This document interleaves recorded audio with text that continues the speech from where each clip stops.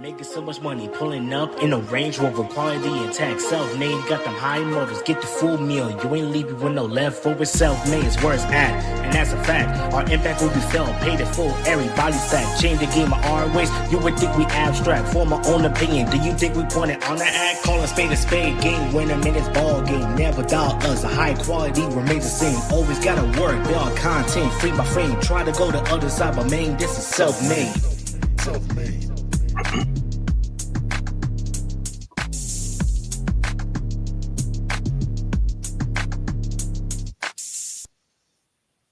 And we are live, folks, ladies and gentlemen. Welcome to the Self-Made Sessions. This is our second one so far. And really exciting show for you guys tonight, because tonight we will be joined by a special guest. Folks, tonight it's going to be Jordynne Grace joining us, and we're going to talk to Jordynne. She's going to plug NXT Showdown, the show, this TV special on Tuesday on the CW network at 8 p.m., where NXT goes head-to-head with TNA.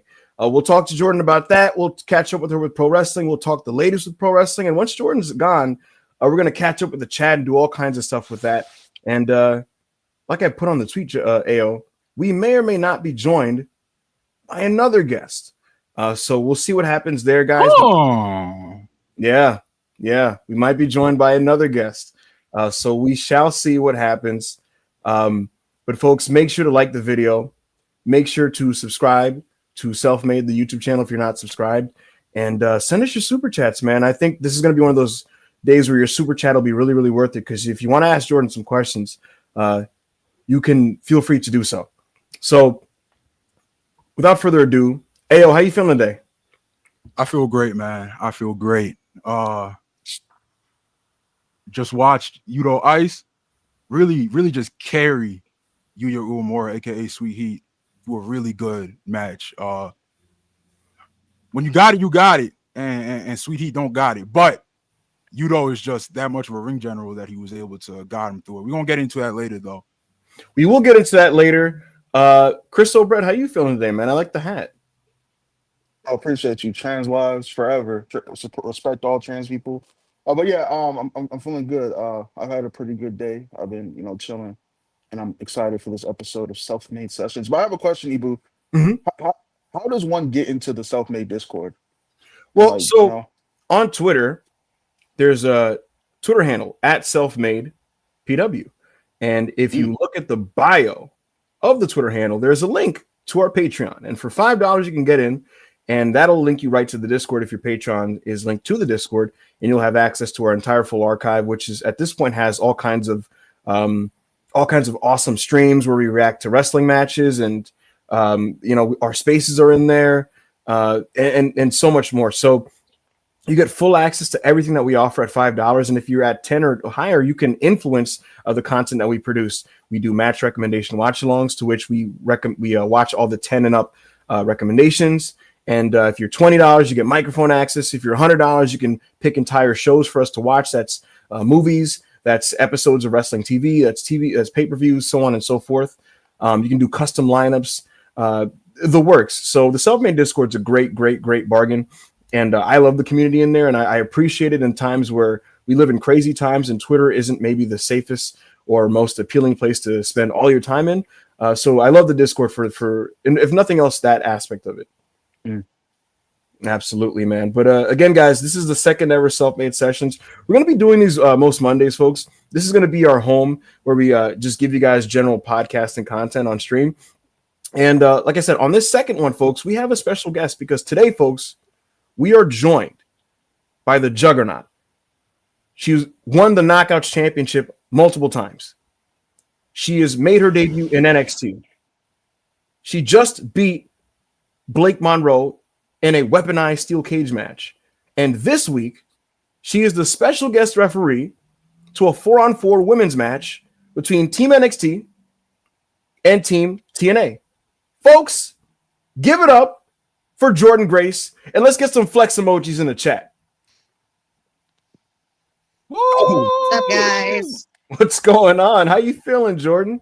I'm good. I'm ready. That's good to hear. I see the different hairdo. What's going on with that? I like to change it up. I'm going, but I'll go back to the curly hair at some point. But Mhm. my hairline had to take a break. Oh my God. Oh my God. Well, we're glad to have you, Jordynne. It was a good opportunity. I mean, literally tomorrow you have a huge job on your hands, Jordynne. You got to go out there and you got to call it down the middle between your current employers, your current team, the current brand that you're associated with, and the brand that I'd imagine you is near and dear to your heart. You spent a lot of time in TNA. At this point, I think it's fair to say you're one of the best knockouts of all time. And you got to call it down the middle on Tuesday on NXT Showdown. Well, that's very nice of you to say, first of all. But fun fact, I have never refed a match before. Oh, shit. Yeah, I don't know the rules, so it's going to be very fair. It's going to be a journey for us all. So is this your excuse before you like screw somebody or? No, I'm not planning on screwing anybody. It's going to be super fair. Yo, like So, man, Right down there. do y'all trust her? Like this does not seem like a trustworthy person, bro. I don't know if Kalani Jordynne is watching this, and maybe she is, maybe she's not. I think you got to watch your back here. You know, All I'm saying is, how are you going to represent TNA Mhm. when you've been on one show? That's all I'm saying. I mean, I agree. I saw Go ahead, Al. You wanted to say something? What's up? I'm just, bro, like I saw those tweets on the timeline, right? I saw those tweets. Everybody was so mad. Everybody from TNA was so mad that WWE is playing with their belts and shit. Mhm. And then Kalani comes out. You Shout can't out blame Kalani. them. Very sweet girl, very talented. But she comes out, she wins the belt, and she's just like, actually, this is my fucking team too. And then the TNA roster just accepts that. Yo, Seems weird to Listen. me. like I'm scrolling the timeline, Jordynne, and I'm like, okay. I'm trying to figure out what's going on because a couple weeks ago, My hands are off of it. Okay? Right. I'm just refing the match. you didn't create the conflict. You didn't. I'm create a neutral party. Jordynne, I'm scrolling the timeline and everyone's like, enough is enough. Hashtag TNA. Enough is enough. At Carlos Silva, at Milan Miracle, which is Santino's at. I've had enough of this NXT shit. And I'm like, oh, fuck. Okay, all right. These guys are pissed off. They're mad because Trick Williams is making a mockery. I get that. He's going around, he's holding the belt, Trick and A, all that shit. I'm like, all right, cool. I get that. Now run in their hood, right? Run in their set. They pull up, they do all that shit. That makes sense to me. And now Kalani's holding a TNA belt, and they're cool with her. Listen, I can't say anything that's going to implicate me at this point. Okay, I am a referee. I'm a neutral party. I can't make a comment either way. Oh boy, I'm taking my position very seriously. Right? Yes, you are. Yes, you are. I'm sure you've consulted with Shawn Michaels, right? Sure. You've consulted with Ava, who does a great job as the general manager of NXT, a shoot GM, folks. She absolutely makes the matches on this show, and I'm sure you. Wait a minute. What are we doing? Now I'm confused. No, I listen. All I know is it's a big night for you tomorrow, and I'm hearing my echo. What's going on here? Okay, we're good. I'm sure it's probably something you're taking very, very seriously. I can tell you have the determination in your eyes, Jordynne, and I just hope you do the right thing tomorrow. And by right thing, I mean call it down the middle. I'm sure that's what you mean. Absolutely. Just do the right thing.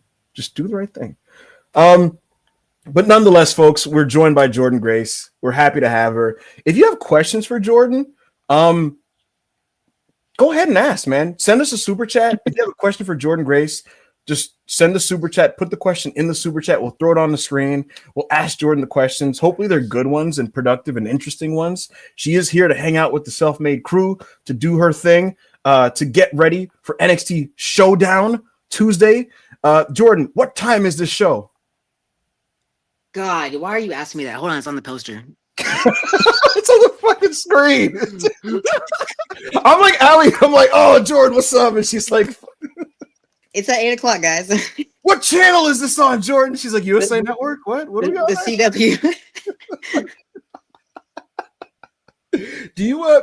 Do talents ever get contacted by TV execs or anyone like associated with that side of things? What do you mean?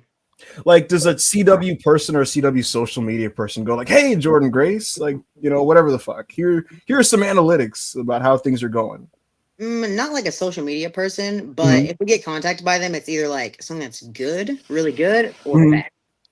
Have you gotten in trouble in your time in NXT? I am not saying nothing about nothing.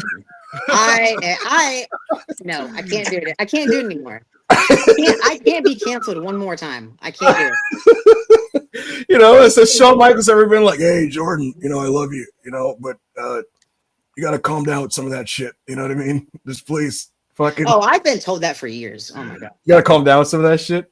Well, you know what? By every person I've ever come in contact with. Well, you and Julia kicked the fucking shit out. Wait, hold on. Oh, go ahead, Ayo. So what, Jordan, what has gotten you in trouble more over the years, right? Your Twitter escapades or shit you've done on air? So on social media or what? Yeah, social media or like on air? Dang, I don't know. They're pretty close. Maybe social media because more people know about it. You know what's funny? I don't think you suck at Twitter, and yet like I think you're a pretty good poster. And here's the thing: not a lot of wrestlers are good posters. You know, I've been toning it down a lot. If you haven't noticed, yeah. You know what's the funny thing? I feel like if I was a wrestler, which I'm not, thank God, I wouldn't want to bump, but I feel like if I was a wrestler, I would. You're like 5'1". Not true. I'm 5'11", but nevertheless. And 400 pounds. So are you about to say something about a burner account? No, I'm sure you have one, but it doesn't. It just doesn't hit the same. Like or tweeting on a burner, just telling somebody tweeting on a burner doesn't hit the same as standing on it on your main account and be like, yeah, I'm fucking Jordynne Grace, and I said what I fucking said. right. I feel like what? All right, I'm gonna ask you this, Jordan. What's more thrilling on a burner? Putting yourself over through an anonymous account, like, God, Jordynne Grace is so fucking good.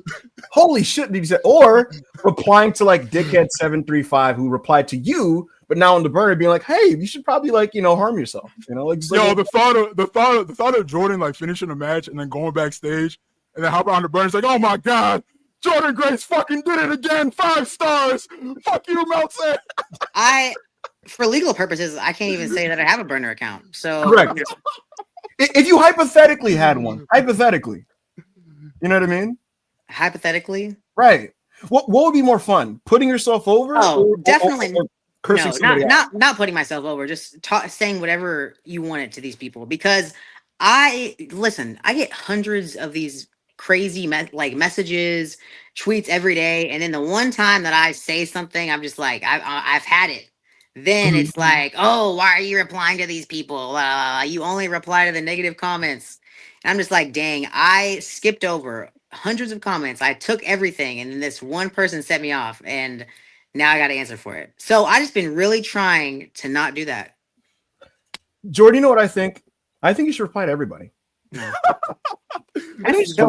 the worst advice I've ever been given. Please don't listen to him. Especially much better. Do not listen to him. These people are like 60% of these people are bots. The internet's not real. These are not real people on the other end of the fucking phone. But Ebro doesn't know how technology works. So when he's arguing with like someone with like 3 followers and a blank profile, he thinks he's like talking to a real person and not like a bot farm in fucking Bangladesh and shit. You know what's the worst though is when you get into like a beef with another wrestler online. Oh, but you know what's awesome about that? This is what I was going to bring up. Like, I feel like if you have a pronounced gimmick to which you don't really have one, like you're the juggernaut, like you're yourself. But like, I feel like if I was like a real like big time heel, plausible deniability is awesome on Twitter. You could just be like, "Yeah, I was working, brother." You know, like even say anything. Yeah. The fans are like, "Oh, they're fucking working, you mark, stop getting fucking work." Well, yeah, I don't think so. It doesn't really make much sense with the story, but just so you know, I have so much anxiety. I'm like, what have I said in this conversation that people are going to put as a headline, and I'm gonna get so. Here's the thing about it, Jordan. In the past 10 minutes. Here's the thing, Jordan. I have been aggregated many times for things I've said in passing, and it very much sucks. And will you get quoted at this in this interview? Maybe. What do you think they're gonna say? What have I said so far? You haven't really given them a soundbite. We just laughed. Jordynne Grace forgets what time NXT is on. My burner account. I say something about my burner account. So we're gonna wake up, right? It's gonna be ringside news. Jordynne Grace potentially unaware of the start time of NXT. Oh my God! Yes, you just quoted it. Be like, You Top can NXT star doesn't know what time the show airs. you could quote it and just be like, "Sorry, Sean," you know, with exclamation. I'm gonna be at that building at like 10 a.m. tomorrow. I don't know what time is at that point. You know, I'll give them something for you to cancel you over. I got something for you right now, Jordynne. You and your husband, Jonathan Gresham. You guys obviously that's my guy. Very you guys know how much wrestling is like the quote unquote vanity business. You guys like take working out extremely seriously. What are your thoughts on wrestlers that just don't go to the gym and are like 130 pounds in trunks? Oh, I don't care if they can go, they can go. I try to get her, guys. I try to get it.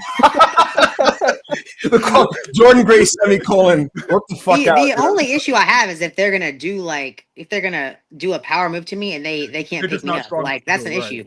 Mm-hmm. When has that ever happened before? Yes, it has. Names? Any names? Maybe? No names. Oh, okay. Just making sure. No names.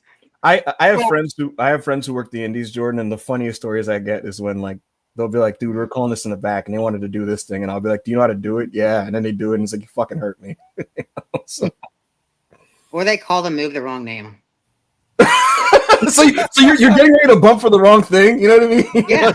Tornado DDT. You're like, okay, cool. And it's like you just gave me like a fucking. It's a Styles Clash, and you just you die. I don't know. You just spiked me, man. You just fucking spiked me, and now I have like neck pain, and I'm at home, and I'm in pain. Yeah, thanks. Oh, Jesus fucking Christ. You are a veteran, Jordynne. It's crazy to say. You're not even 30 yet, right? But nope, almost. You're on year what, like 13, 14 at this point? What's that? You're on year like what, 13, 14 at this point? Yeah, almost 15 years in. God dang, dude. It's been putting a lot of years in, and it's paid off. You're one of the best women's wrestlers on North America.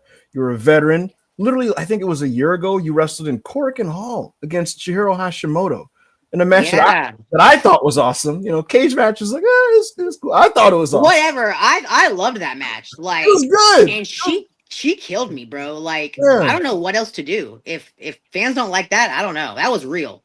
What's it like working with the Japanese talent when there's a language barrier?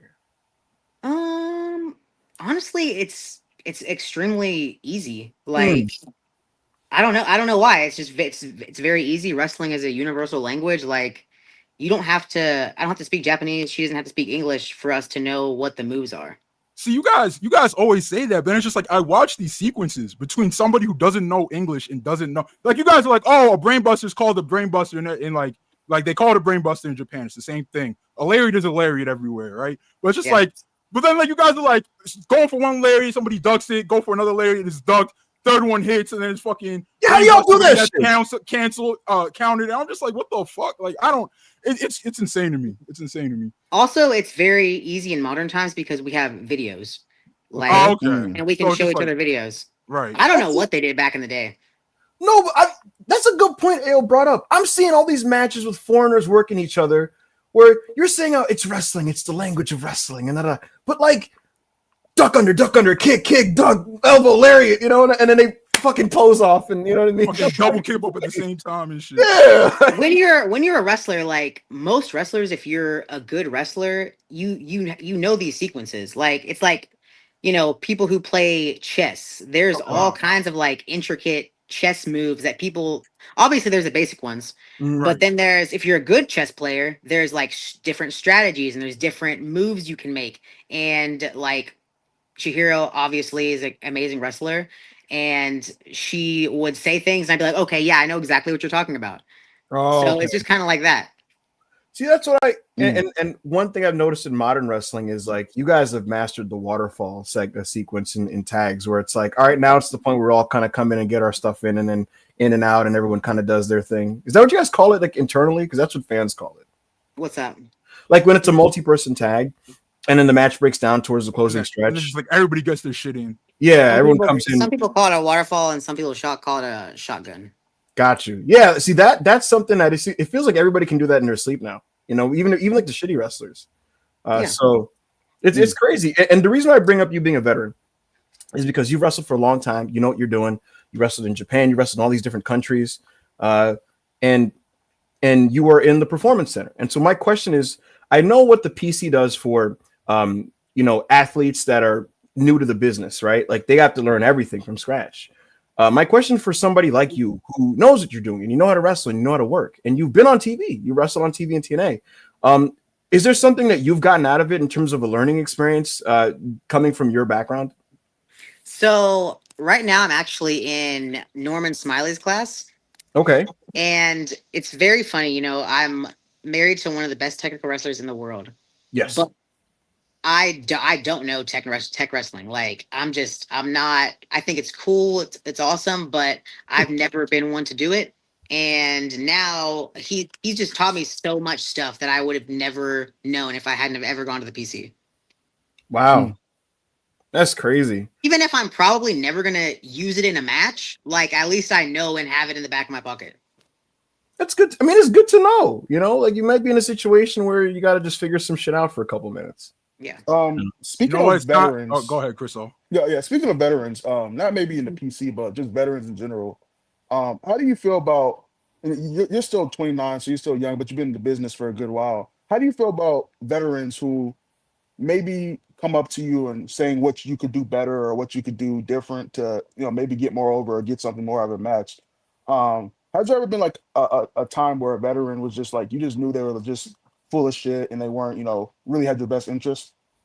Of course, it happens all the time, but that's in every industry where someone's been doing something for a long time, and it's not that they're full of shit. It's that they are telling you what they know, and I don't think there's anything wrong with that. I think you can definitely like take something from everybody.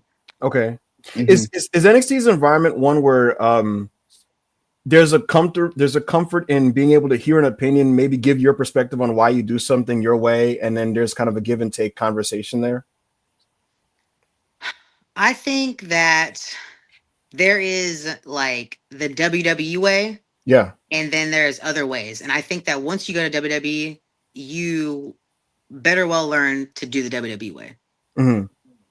It's interesting. I've seen you work the Jordynne. Hold on. Go ahead, Al. So you say you better well learn how to work the WWE way, but I did see your match with Julia, and you guys were dumping each other on the fucking on y'all heads, right? And I was just like, you don't see this in the PC often, right? So is that something that just you guys went out there and just like, fuck it, we're gonna do what we want to do, or like did you guys like clue in like the producers on what was going on, and did you guys get any like negative feedback for that?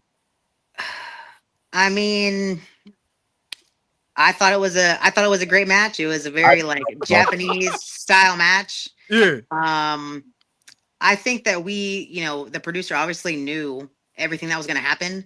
Maybe they just didn't know the way it was going to happen. I mean, I love the match. It was great. That's probably one of my favorite matches since I've been here. Yeah. I think it's the best Julia match in WWE. It's like you spoke her language, That Joshi style wrestling. Correct. So was Sean freaking out when you walked back through the curtain? Was he just afraid you guys killed each other? Let's move on. Let's move on. Sure. All right, there's some super chats directed towards Jordynne. So we're gonna put those up. Quay Monster G, $5 super chat. Question for JG. Can you come out with a trash can full of weapons for the ladies to use New Jack style for the 4v4 tomorrow? If it was my decision, if it was up to me, I absolutely would. But I don't think they would let me do that. Okay. But you're the referee. Yazora Hart, $5 super chat. How is JG? Oh, I guess this is Jonathan Gresham. I was happy to see him in good spirits. Oh, he's good. He's just basically getting back into ring shape because he just has to be in like the best shape possible, I guess, to return to the ring. That's good to hear. I love John, and I want to see him get back going again. You know what I mean? He still has a lot to contribute to pro wrestling. Yeah, he's the best, and he loves wrestling so much. Like, hopefully, he ends up where I am. That'd be interesting.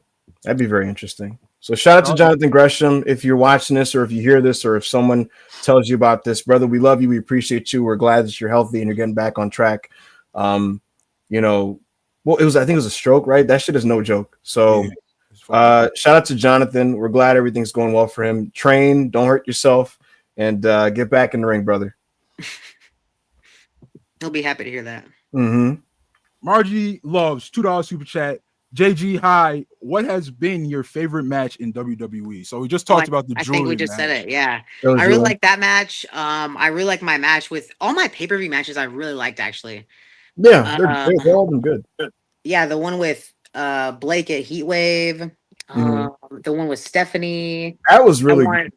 My one with Roxanne last year, and I also had a TV match with Roxanne at like a.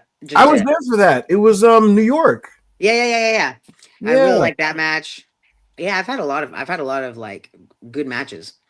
You've done a lot of good shit in NXT. It's one of those. It's a really good run, but I feel like people almost are what's the word I want to use? I don't know if sleeping is the right word because people put your stuff over, but I think you've quietly like really accrued a real catalog there. Which is what's crazy, right? But to think that I actually kind of started NXT like last year, like right after the Rumble, pretty much. It's crazy. You've done a lot, and we'll see what happens next. But I mean, obviously, the ultimate goal I'd imagine is the main roster. So I guess speaking of which, hold on, go for it. It's time for AO Fishes for a headline 2. All right. So Jordynne, when you joined NXT, there's a lot of rumors going around that you took a massive quote unquote Mark Deal pay cut. Is there anything you want to say to these rumors? Mark Deal pay cut is insane. That's what they were saying. I would never say this about you, Jordynne. Like, you know this. However, your good friend and our good friend too, Sean Rossap, has stated on multiple occasions that you are a self-made multimillionaire from your other ventures, and we're gonna pocket watch on that in a little bit. But we are. What? We're gonna pocket watch on that in a little bit. But go ahead, Jordynne. What do you have to say about those losers? Honestly, I did, but in my eyes, it's an investment. It's an investment for the future. To be honest, it's still incredible money, but to get my name out there and to get more people to follow me and my brand, I feel like that's going to pay off when, everybody eventually gets released. So I feel like I'll have an even bigger following when I eventually leave, and I'll be able to capitalize on that then. I agree with that, Jordynne. And my big question regarding the main roster, because I can't wait to see you up there. I think you're one of the best American women's wrestlers out there. And I think seeing you mix it up with like the tippy top talents in WWE is going to be very exciting. My question for you is, have you had any conversations at all in general with Triple H, with Paul Levesque, the man in charge? I'd really rather not say, but what I will tell you guys is like literally everything is timing. Yeah. I would hate, and I'm sure a lot of people would hate to see me go up there and nothing to happen. Right. So that's the biggest thing. Like, you just have to trust them. I trust them to bring me up when the time is right. You're right. Like, you don't want it to be a thing where it's like they just threw you up because they just had to do it, and like you don't have anything going on for a little bit. You don't want that situation. In NXT right now, like I'm one of the featured women. Like I had a steel cage match. I'm reffing this showdown match. Like I'm happy with what I'm doing in NXT right now. I mean, like, you're active. You're prominent, like you just said. You're featured, and I think what you just said speaks to I think how maybe a lot of wrestlers feel, which is sometimes you'd rather just be used and doing good shit than like maybe in like a technically a higher show and not be used. So we've seen that a lot. Yeah, because I love wrestling. I mean, I signed to WWE so that I could wrestle. Why would I want to go somewhere where potentially I'm not going to be wrestling as often as I'm wrestling right now? Right. So it is about timing, and we'll see when the timing is going to end up being right. But when it does end up being right, Jordynne, who are you excited to work with? Who am I not excited to work with? There's like no one on the roster. That might be the more interesting Question: who are you not excited to work with, Jordan? Don't do that. Bury someone right now. I'm trying to and I'm trying to think about that. I can't think of someone that I actually wouldn't want to work on the main roster. The Like talent is so good right now. Yeah. genuinely, from Maxine to Charlotte, like, and You'll work everyone in everybody. between. Like, I think I would mesh well with everybody there. Could you imagine you and Rhea Ripley like on a big show? No, do you know how short I would look in the ring with her? How tall are you? Oh, there you go. You're back. My bad. Can you see me? Yeah. You're what, like 5'2", 5'1"? No. Yeah, you are, right? I think she's saying no to. Oh, Yeah. okay. I was like, wait, what? What happened? Hello. We can hear you. We can see God. and hear We you. can see and hear you. I think she. I guess she can't hear us. Yeah. Yeah, I We think- can Y'all hear me? Yes. Yeah, we can hear Yeah. you. What the heck? Can you hear us? I guess she. Oh no. I think I can't she hear lost y'all. her sound. All right, I'm gonna tell her. Hold on. I'm gonna leave and come Terrible back. questions. Yeah, Yeah. that happens to me sometimes. I think she probably knocked something with her sound. She's coming back, guys. While she's getting her shit set up, keep the super chats Yeah, coming, keep man. the super chats coming. Keep the super Yeah. chats coming. Don't worry, guys. I'm gonna. I got more questions for her. Don't even worry about it. Yo, Haliburton, bro. Why are you riding my dick in the chat, my nigga? Like, yo, I'm trying to be professional. Niggas are saying, you're a mouse. My nigga, I'm conducting an interview right now. Hallie in the chat, dick riding me, bro. Like, come on, my nigga. Hey, anyway, Yo, hold on, he's been Jordan. trolling me all time. Who, Tyrese in the chat? Yes. I haven't even noticed. Jordan, can you hear us? Yeah, I can hear y'all. Let's fucking go. Is Rhea that much taller than you? Dude, I'm 5'2". Like, what do you want from me? Okay, so you have a couple inches on Ibu. No, so sorry. stop it. Stop. Rhea's like work tall though, right? She's like 5'8", right? That's tall. That's 6 inches taller than me. Yeah, but here's the thing: you got the muscle thing going for yourself. You have the Taz appeal where it's like you go face to face, ding, ding, ding. You immediate just German. There's no suplex. face to face unless you And get it's to my like- knees. No, it'll be like, but you'll see like your traps in the frame and everything. It'll be all right. It'll be fine. Yeah, I can picture the poster now, right? And Corey Graves is like, "Oh boy," and then it's like you immediately just get her for a German high bridge on that tall body. Oh, it'd be so cool. Everyone's the same height when they're on the ground, right? And they're laying. Correct. Mm. Juggernaut driver, bam. You know what I'm saying? Oh, that's gonna be so good. That'll be good. You running it back with Stephanie. I'm gonna have to learn like a Hurricane Rana or something. Oh my God. Oh, What? God. Here's what I'm gonna ask you. You give me. Let's say this. Let's say it's. I won't put a year because you know what I mean. Time is its own thing. Jordynne Grace versus. You finish the scenario. Jordynne Grace versus who at WrestleMania, and what unhinged, really, really irresponsible move are you doing to that person on a big stage? Oh my God. Y'all are gonna get me in trouble. No, you're not. It's just Fine, bro. It's just you're being a fan here. You're just just us being a four. fan. Yeah, no one's watching. I think versus Trinity. Oh shit! Yeah. Backdrop driver. What's that? Backdrop driver. No, I think that either the Muscle Buster or the Vertebreaker Oh shit! Awesome Buster. on the floor. Okay. Would Naomi Through be the down for announce that? table. Oh my God! That'll be hard. Vertebreaker through the God. announce table. Someone's gonna clip this and Naomi's gonna record it and be like, "What the fuck?" At Jordynne Grace. It's like, what the- That match was so good too in TNA. Yeah, man. Can you Yeah. believe that was at the beginning of this year? It feels like it was so long. Insane. Wait, that was 2025. Yeah. Holy shit! God. It that's what I think is TNA's place in the wrestling space in terms of how it can help people is I've seen a lot of people who have maybe been counted out in the business in general. Like it's like, oh, they don't have it anymore. They don't have anything to offer the business. And they go to TNA. And I think if nothing else, look, TNA is never going to be, the number one promotion in wrestling. But I think as a ground for people to get paid and find themselves, it really has a place there. I remember Mia Yim got cut and she went over there. She was going crazy in teenage. She was going crazy. She had a match with you that was awesome. Yeah. And Trinity is no different.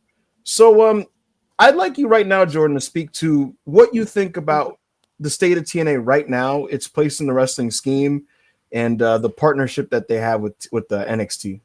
You know what's crazy is I don't know. I have no idea what to think about it because I don't know any more information than you guys know.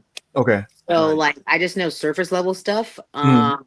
But from what I can see, like WWE isn't implementing their rules really at TNA yet.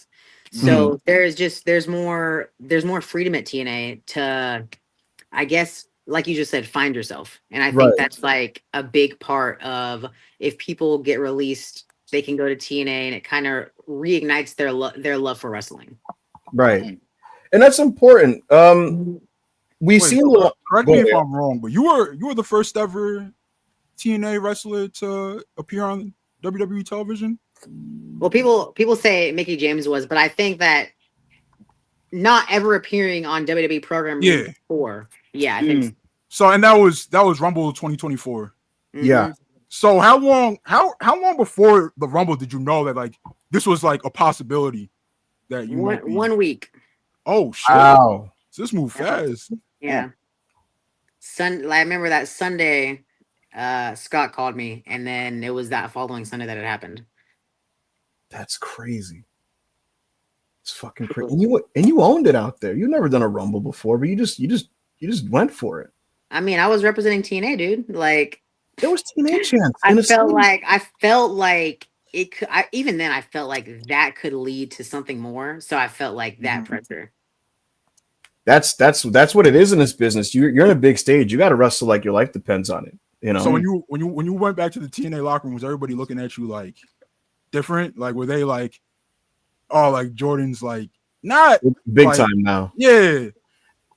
I mean, no, I don't think so. At least they were just, obviously saying congratulations and that it's really fucking cool. Yeah, it was fucking cool. And like I said, the coolest thing to me was you had a stare down with Naomi, and the audience knew what that was. I know that was so wild to me because I had no idea how the audience was going to react. You know what's also funny is Moose called me like right after the Rumble because I didn't tell anybody, of course. And he was like, "Yo, I was just watching the TV and I saw a girl in the ring that looked like you, and then it was you." You know what's funny, Jordynne? You are I think, and I put you over earlier. I said you're a great poster. You are a good poster. You're really bad at working people on Twitter. I remember, I think it was that weekend on one of the shows where you were like, "Hey guys, traveling over the weekend." Like I'm just home with my dog, and we were like, I was looking at that shit. I'm like, yeah, I bet. you always do right after the report too. It'll be like, sources close to the situation expect Jordynne Grace at this show on this night. And you're like, "Hey everybody, playing the next 4 in Arkansas." Yeah, they ruined the 2024 one for sure. They ruined it. We can't have surprises no more.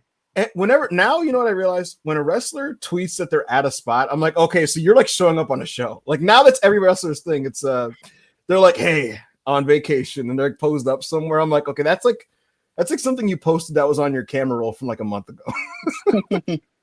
All right, so the people are clamoring for it.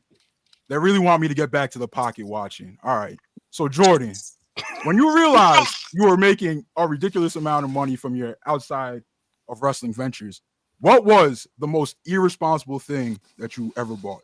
Oh, that's a good one. Honestly, probably a new car, which is boring, but I've always been told my entire life not to buy a new car. It's a depreciating asset, but I bought a car. That was my irresponsible purchase. So you're not. So you're what you're basically telling us is that you're pretty mature with your money. Oh yeah, you gotta be in wrestling. I'm actually going to Georgia State right now for a finance degree. So, wow. Look at that, guys. Let's get W's in the chat for Jordynne Grace prioritizing her education. Millionaire going back to college. That's some real shit, bro. Because could be fucking me, bro. Listen, $1 million doesn't go as far as you think it does. That's what I hear, and I struggle to I know it's hard to wrap your head around. Yeah, I struggle to wrap my head around that. But No, I agree. It really do you doesn't know go how that much What the you fuck are need you to talking retire? about, Chris? Say it again, Jordan. You know how much you need to retire? How much? No, I'm asking you. Do you know specifically? Oh no. Okay, so you got to do like the whole calculation, and it's like multiple millions of dollars. And the younger you are, the more millions of dollars it is. Tyrese Haliburton in the chat, fellow millionaire. He's like, talk brother. to him. He said, talk to him. Oh, brother, this guy. Nigga got $250 million in the bank, by the way. Yo, get out my chat. Hallie, nigga, we don't want to talk to you yet, bro. How many Yeah, kids so does he have, though? What do you There's say? some more. How many kids does he Go ahead, have? Jordan. He's let's Google. Let's Literally Google Tyrese. he signed like $250 million contract. Now billion with a B.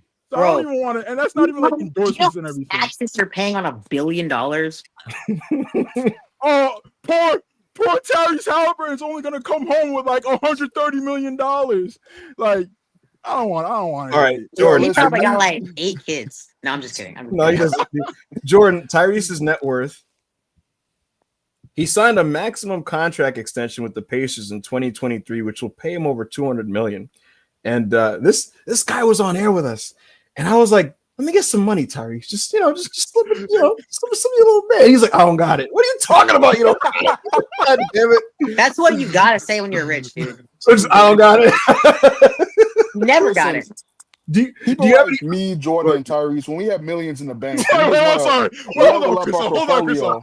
Hold on, Chris. So What's I heard Jordan. I heard Tyrese. What was that first name, bro? Like I think I missed it. No, What was that me. first name? Me. All right, so go ahead. What was you saying? No, I mean, like you two wouldn't get it, right? But when you in a certain tax bracket, you just want to go up, and people like you will understand. So I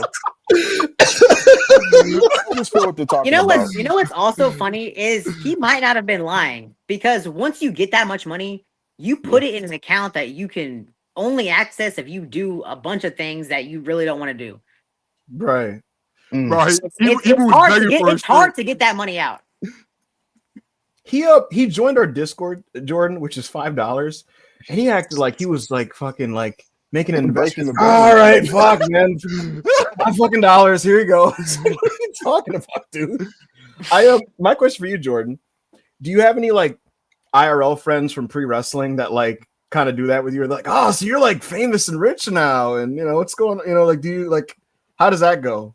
I mean, it's mostly my family, but I don't have a problem helping out my family. But Of course, it's family. none of my friends do that. Thank God. That's cool. That's All cool.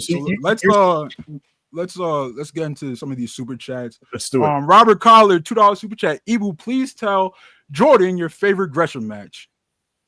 I got so many. Here's a sleeper one. There was an ROH show, 2021. I think it was called Best in the World. And he faced Mike Bennett, and that shit was awesome. Really, really underrated. That match. Is that why you drafted Bennett? Correct. Yes. I was like, man, Mike Bennett. What other one do I love from Jonathan? I mean, there's one with Alex Shelley in TNA. That's good. Yeah. And there's one with Saban he had a couple years ago. That's good too. Even you know my favorite Gresham match? The one at the Flair retirement show? No, but he did work his ass off in that match. Correct. A 4-way? Yeah, he was working his ass off in that match. He was doing lucha and shit. Oh my! You didn't like it? You didn't like that match? That's not my favorite match. I prefer him when he does what he loves to do. But the cool thing about that one was him basically being like, I could do this, right? And he like said, 100%. I do love when he does just like, I think he had a match with Jimmy Lloyd at a GCW show, and he just did like a shooting star press through the table, and I was just like, what? Like, what is okay? With Jimmy Lloyd at GCW. My favorite Gresham match is, I don't remember if it was Terminus 2. Jonathan Gresham versus Konosuke Takeshita. That was a great match. You guys should seek it out if you've never seen it before. Kale in the chat put the Jordan quote, that 4-way? Like, what? It was awesome. Thank you, Robert, for this super chat. Thank you. Baydoon, the homie Baydoon, $5 super chat. Hi, JG, love your work. Do you have a dream WrestleMania opponent? Shout out to my boys for doing the interview. Y'all must be reading these questions super late. What's up? Nah.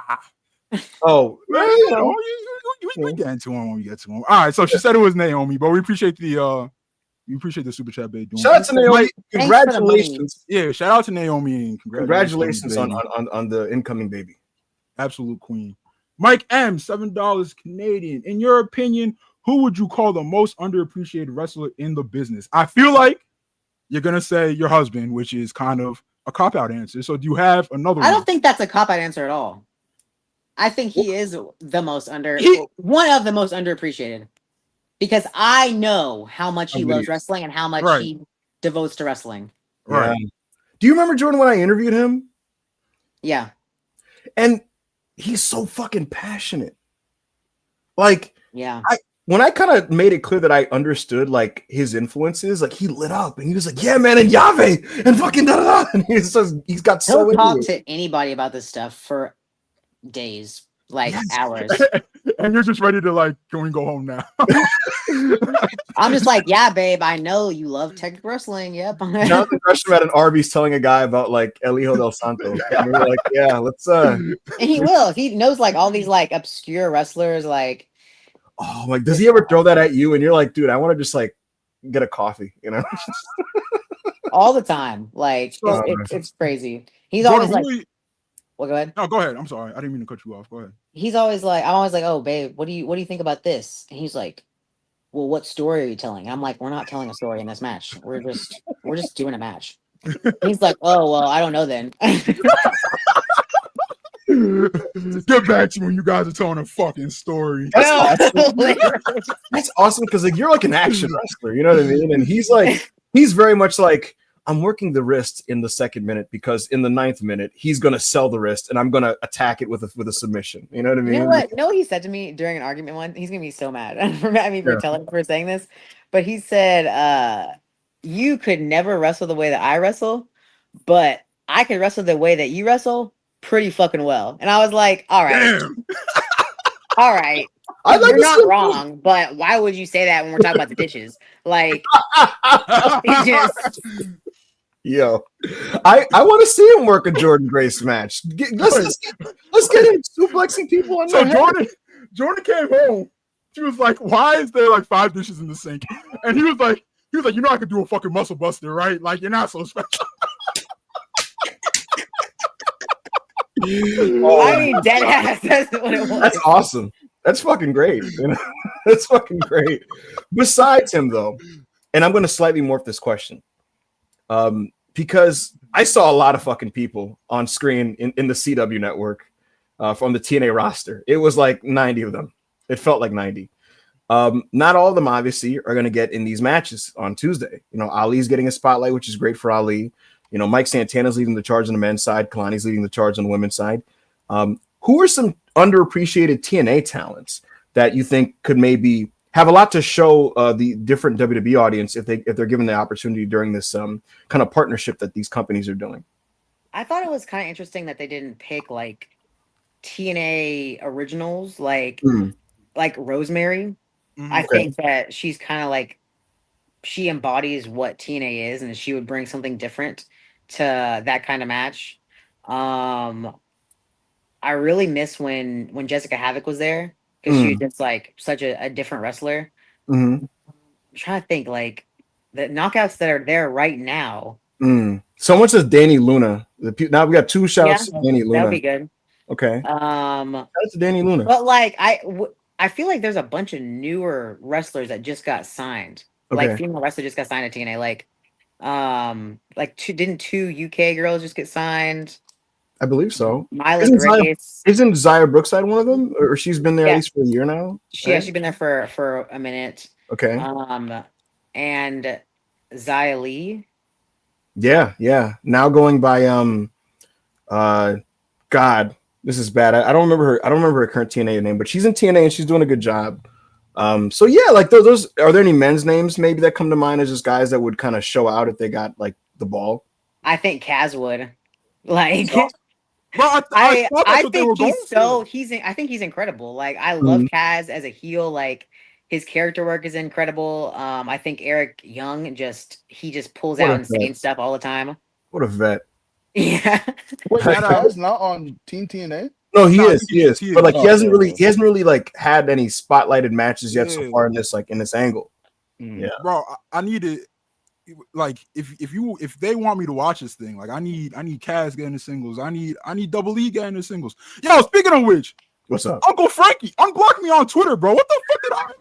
You know how long I've been a fan of yours, bro? Why did you block me? Nah, because let me see your name. Yeah, I've definitely seen you say some shit. So, What? Jordynne. nah, I definitely, yeah, I've seen your name pop up a lot of times. You know what's funny, Jordan? When I Wow, talk guys, she's working, y'all. She's working, y'all. it's Jordan, I'll talk to wrestlers, right? And they're like, does that AO guy hate me? I'm like, nah, man, he was awesome. He's just fucking around, bro. He's just, he's just kidding around. They're like, does he hate me? Like, what's going on there? And folks want to know, Jordan Grace is a badass because I'll hit up somebody like, hey, let's do an interview. They'll be like, hey, man, I gotta clear with this guy. Or, hey, man, like, is this guy gonna be on? I was like, Jordan, do you want to do this? She's like, yeah, let's do it.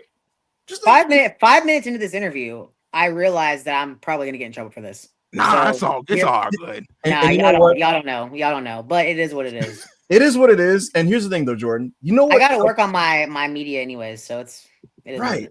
what it is. Chat, let Jordan know how good of a job she's done in this interview. Oh, you haven't Because taken any of the bait. no, and beyond just that, though, here's the thing. You're a person. You're a fucking human being, and you're just talking, and you're talking about the business that you love, and you've promoted the show that you're going to be refereeing on, which you're going to be calling right down the middle, Tuesday, 8 p.m. at CW. So if anyone questions anything that you've done tonight, I think you've done a great job. And if anything, I think you've gotten yourself even more over to our little niche section of the online public because you're just kind of being a real person. An Epic Department 499 says, hey, JG, big fan. My question is, what was it like working with Chihiro Hashimoto? I really enjoyed your guys' match. Well, obviously, so we she spoke about this. I don't know if you got in here late, Epic Department, but you know it's Rewind the VOD, and she said she really enjoyed the match. But yeah, She's awesome. She's like she shoot like powerbomb me like 3 times in a row. So sick. Yeah, she doesn't pull punches, that's for sure. And nobody really like manhandles me. Like, but she was destroying me. It was fucking awesome. I might rewatch it today. It rules. Mike M, 279. I don't know that currency. Is that Canadian? JG, what's the worst bump you've taken? So the one that I just stands out to me all the time because I had got such bad whiplash. I was in a battle royal at the first All In pay-per-view, and Brian Cage gave me a buckle bomb into the corner. And I remember my head whipping back and hitting the metal thing on the turnbuckle.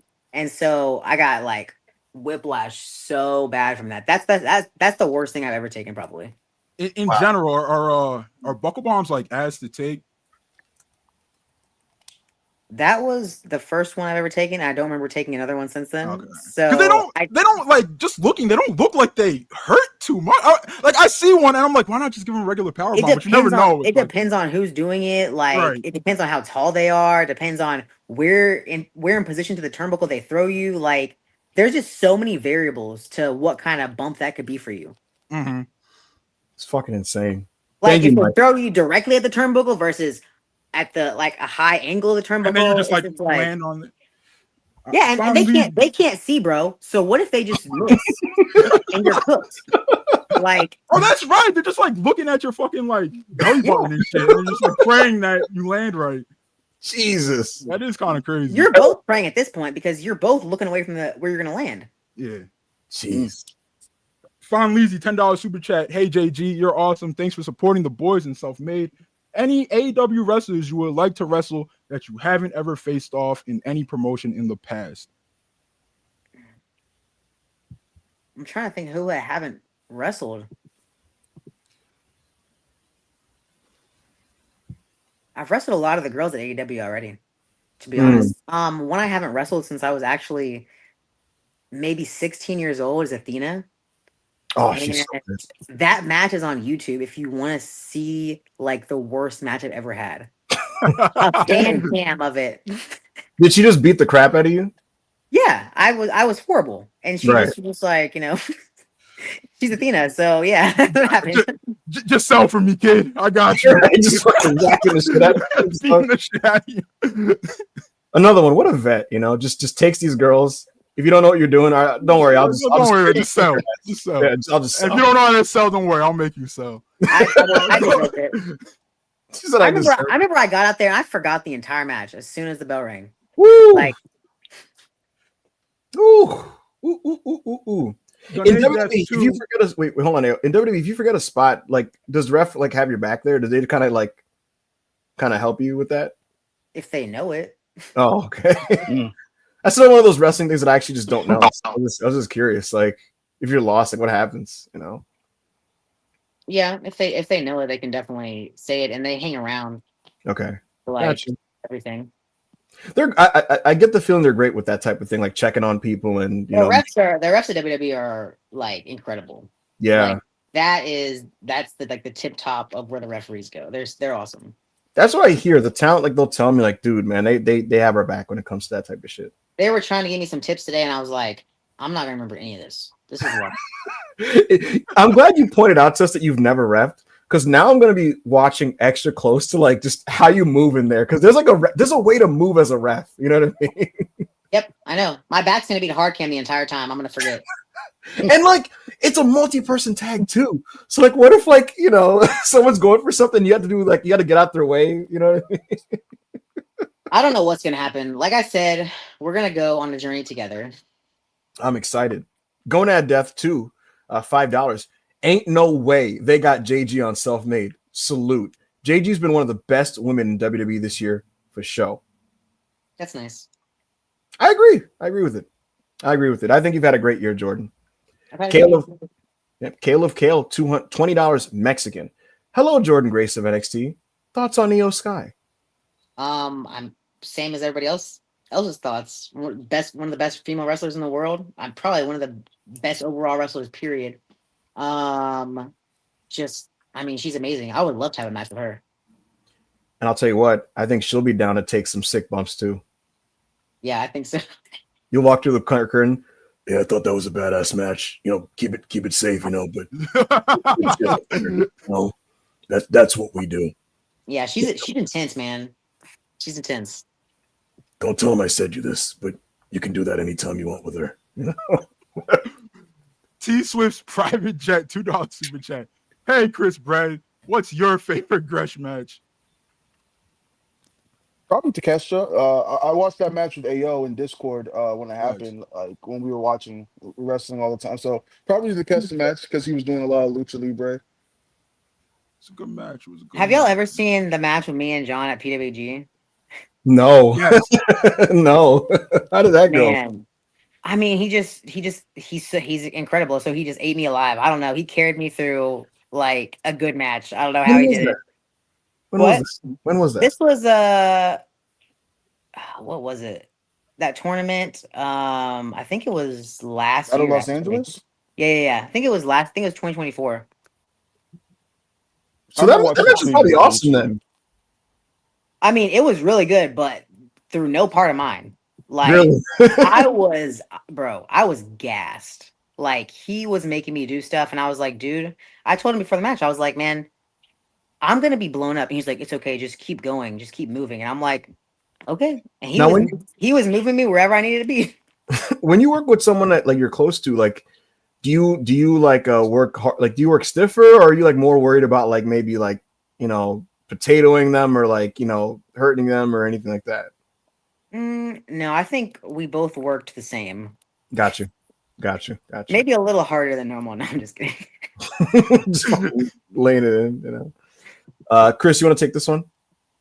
Baydoon, $5 super chat. JG, who is on your WrestleMania Mount Rushmore? Wrestling, my bad. Wrestling Mount Rushmore off the top of your head. Do you have maybe a men's and women's one? Everybody asks me this. I'm not going to answer anymore because every time I answer it, it always comes up. Jordynne Grace thinks wrestling's Mount Rushmore is da da da da da, and I can't do it anymore. I have a question.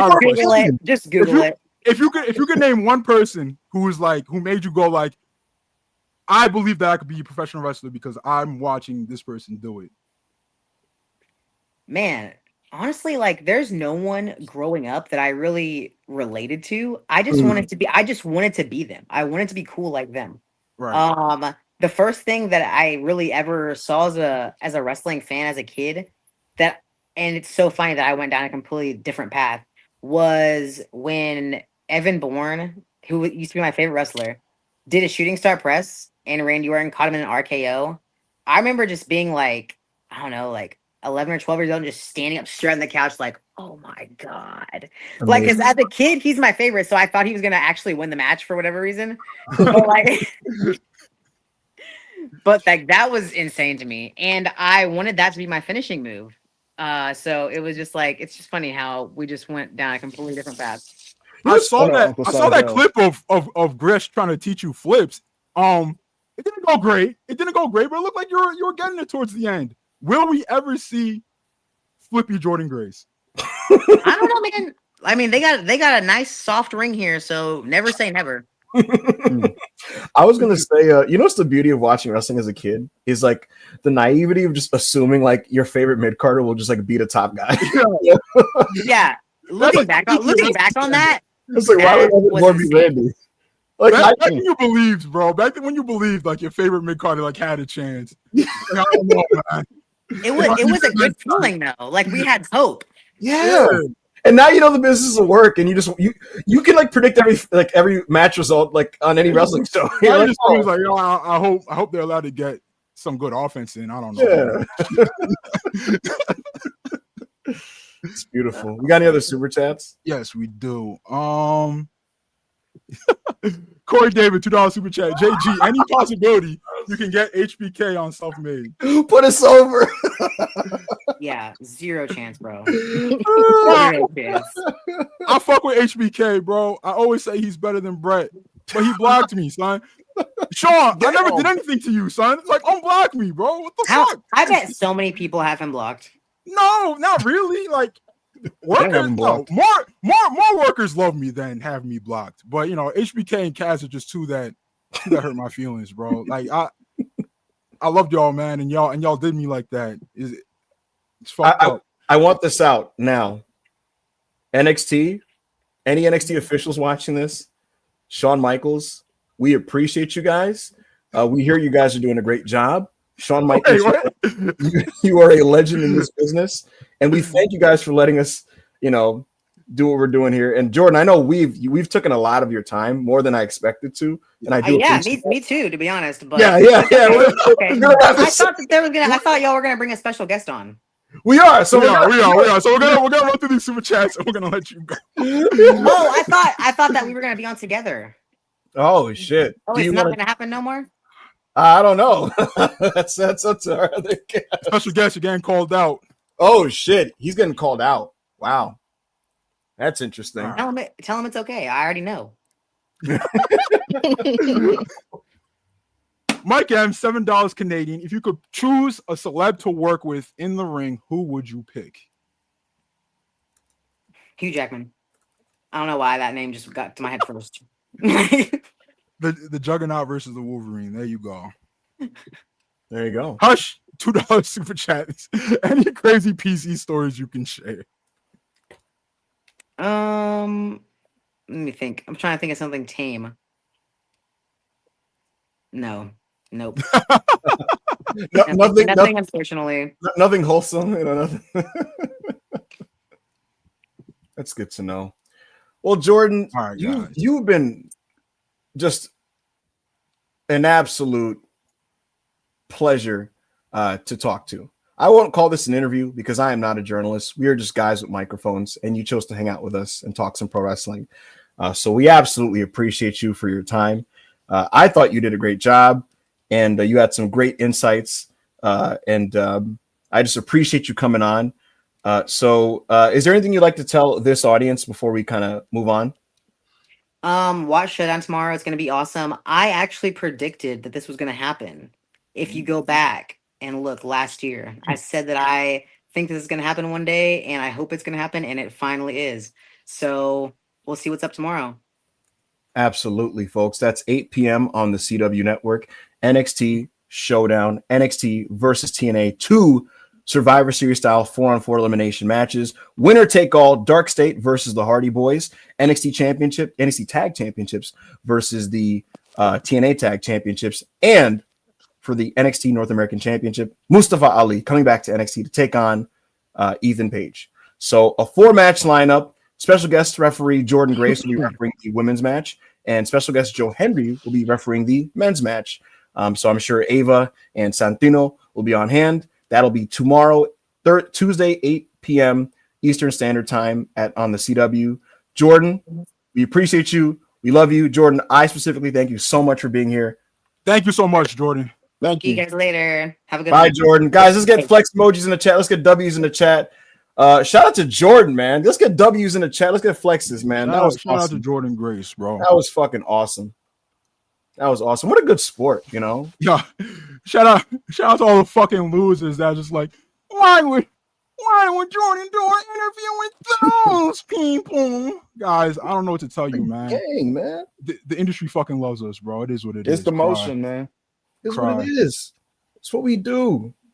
You know, I thought she was a great what's going on here? I thought she was a great sport. You know what I mean? Like we're dipshits. You know what I mean? She just rolled with the punches. I thought that was a good time, and I hope you guys enjoyed that, guys. Let us know, what did you guys think of that conversation with Jordynne Grace? Just kind of doing our things. Yo, chat, y'all were trolling me the whole time, and I'm a professional, so I kept it P while Jordynne was here. But hey, man, don't let me see you in the court. You will be getting timed out. Word. They were moving crazy. Crystal put on BTA in the court. That's crazy. That's crazy. Like I said, folks, we're getting a second guest tonight, and it's a special guest, and I'm excited for it. But shout out to Jordynne Grace, now an official friend of the channel. And let's all pray that she doesn't get in big time trouble with WWE for doing this show. I thought she did a great job, and I thought she promoted the show very well. So hopefully they see that, and maybe we can get more interviews in the future. Wait, we just said that. Ebbington said Chriso triple single tonight. Bet. Yo, get off Chriso's dick, bro. He was doing his thing. Bro, Chriso ran to the corner, spot up corners 3-shooter, bro. When we passed him the rock, son. Green, swish. He was doing his thing, bro. Get off Chris. I didn't know we were doing this interview until 2 hours before, by the way. So, yeah, I got y'all. No, it's cool. Ayo, it's cool, bro. I got something for niggas. I got y'all. All right, folks, this is what we're going to do. We're going to take all your super chats while we're waiting on the next guest. And we might do some professional wrestling conversation. So if you guys have any super chats you'd like to send, feel free to send them right now. Ask us about Santos. Ask us about Wrestle Dream. Ask us about Title Tuesday. Ask us about NXT. Absolutely. Let's do it, man. Let those follow in. File in. Little Q&A for y'all. Absolutely. Chriso, it looked like you had some technical difficulties on your end when niggas asked you your favorite Gresh match. Like, I just want to make sure that's all cleared up. No, yeah. No. You know, I'd say it's a Kesha match, but I didn't want to. At first, I was like, "Oh man," I didn't want to give the same answer as you. So, you know, you didn't want to dick ride. Chris dick ride. But there's so many matches I love from him that I could have. Just so many, right? Yeah. All right, so just like run down on. Absolutely, folks. We're wait. Why is he? What's up? I said run down the matches. Run down these matches. Let's hear about them. What matches? You said there's so many matches that you love, bro. Oh, from Jonathan Gresham? Yeah, it was all. Yeah. Like which Shot Spurs, $5 super chat. Oklahoma versus Texas. These Longhorn frauds or I don't know how to say that nigga's last name. So the Bummer Tears. Hashtag Sooners. Who y'all got? It's the Red River Shootout. So like just because Oklahoma is ranked number 5 or this is number 6, you can't really go off of that because it's one of the biggest rivalry games in the sport. Look, man. But they're definitely more talented than Texas. But I'm rocking with the Horns, baby. Arch Manning fucking sucks. I don't care who. He actually played pretty good against Florida. He actually played pretty good. Yeah, I bet, bro. I don't care if we had Ibu back there at QB. All 4'9", 700 pounds of them. We're doing something in Texas, nigga. Let me get a horns down in the chat. Let me get a horns down in the chat. Horn down. Horns down in the chat. No. Horns down in the chat. No. Boomer sooner. Yo, I don't even care if you win. I hope you injure a couple niggas, man. Wait, what? I don't care, nigga. Shit. Who's your best player right now? I hope they get injured. All right, bro. Yeah, nigga. Horns down. Boomer sooner, nigga. It's such a stupid catchphrase. How's it stupid catchphrase? You guys do gang signs, all right? You guys do gang signs. We don't promote that. We don't promote that. It's super chat, bro. Today only. $5 super chat from Chief. Today only. Crypto bread 5 threes. I mean, that's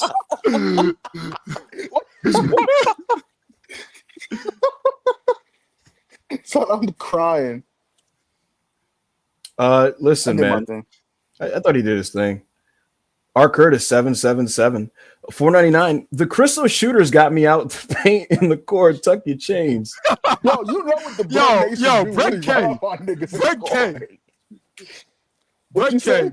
Brett K. We're not letting bums run around. We're not letting bums run around my glorious discourse, son. That's dead. Niggas know how fucking BD gang. Well, we're not BD. No, niggas know how Brett gang get down. Stop playing with us.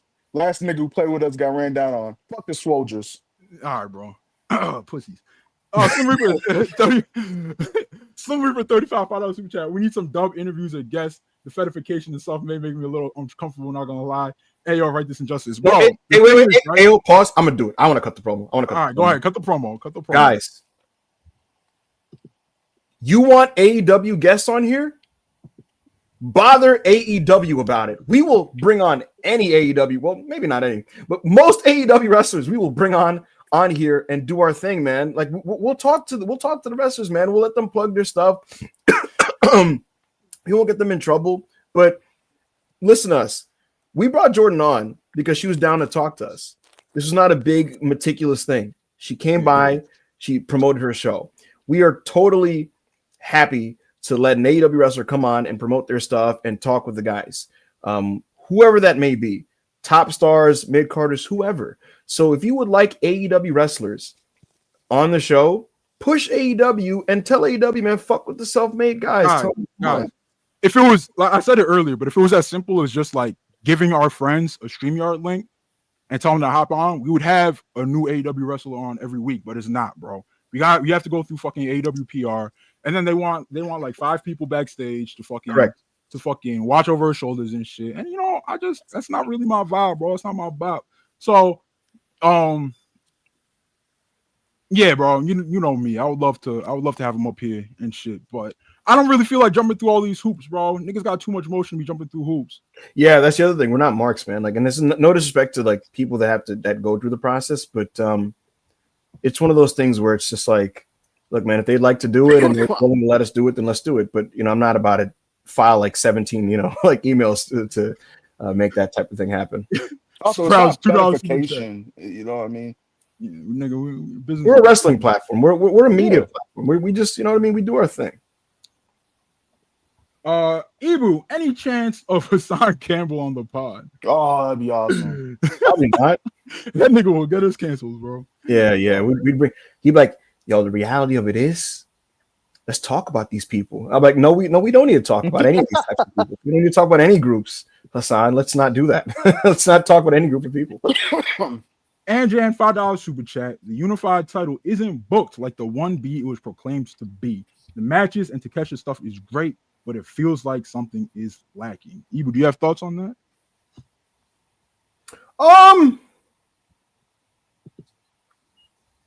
I don't feel strongly either way. I think it's presented well, and I think the Takesha stuff is good. It's not like the A storyline in the show, but the question is how much of that is just related to the fact that Okada is not an English-speaking wrestler who kind of has his own schedule. So, I get what you're saying. I guess the question is, what are the next chapters in the Takeshita Okada angle, and how will it be handled in that respect? But I do think that once we get to those chapters, you guys are gonna like what ends up coming out of it. All right. Ibu, would you like to introduce our special guest? Is he here? Yes. All right. Well, Self-Made, get that tweet ready, folks. Out of nowhere, folks, coming in from the logo. The logo is a multiple-time NBA All-Star. Yes, it is exactly who you think it is. Starting point guard of the Indiana Los Pacers. Angeles Lakers, man. We got Luka Doncic on the fucking podcast. Luka Doncic is in the building. We got Luka. Go ahead. Nah, folks, from the Indiana Pacers, Tyrese Haliburton is joining Self-Made Sessions number 2. So now he's been in the first one. He's now joining the second one, folks. Tyrese, welcome to Self-Made. Oh, shit. Look who it is. What up, gang? What's happening, man? What's going on? I'm in I got a question for you, bro. What you about to say, bro? What you I got a about? question for you, bro. You didn't even let him do his intro. Go ahead. Why? Bro, do you see this yellow nigga, bro? Like, I did not do anything to this. All right, I got a question. What did I ever do to you for you to be dick riding me in the chat like that, bro? Why was I getting trolled? I'm over here working. I'm working, bro. I'm conducting a mad professional interview, bro. I'm doing my thing. And then everybody just like, yo, look at what Hallie's saying to Ayo. Like, where did that come from, gang? Ayo. The yelling isn't going to get the job done here. Oh, shit. Second of all, stop letting these niggas in the chat gas you up. Because Shit. You let motherfuckers in the chat get you going. Now you all riled up. You screaming. Bro, this Monday. This is how I talk, bro. It ain't even 7 p.m. yet. You yelling. Bring that down, gang. That's crazy, peace, bro. Look at these niggas dick riding, bro.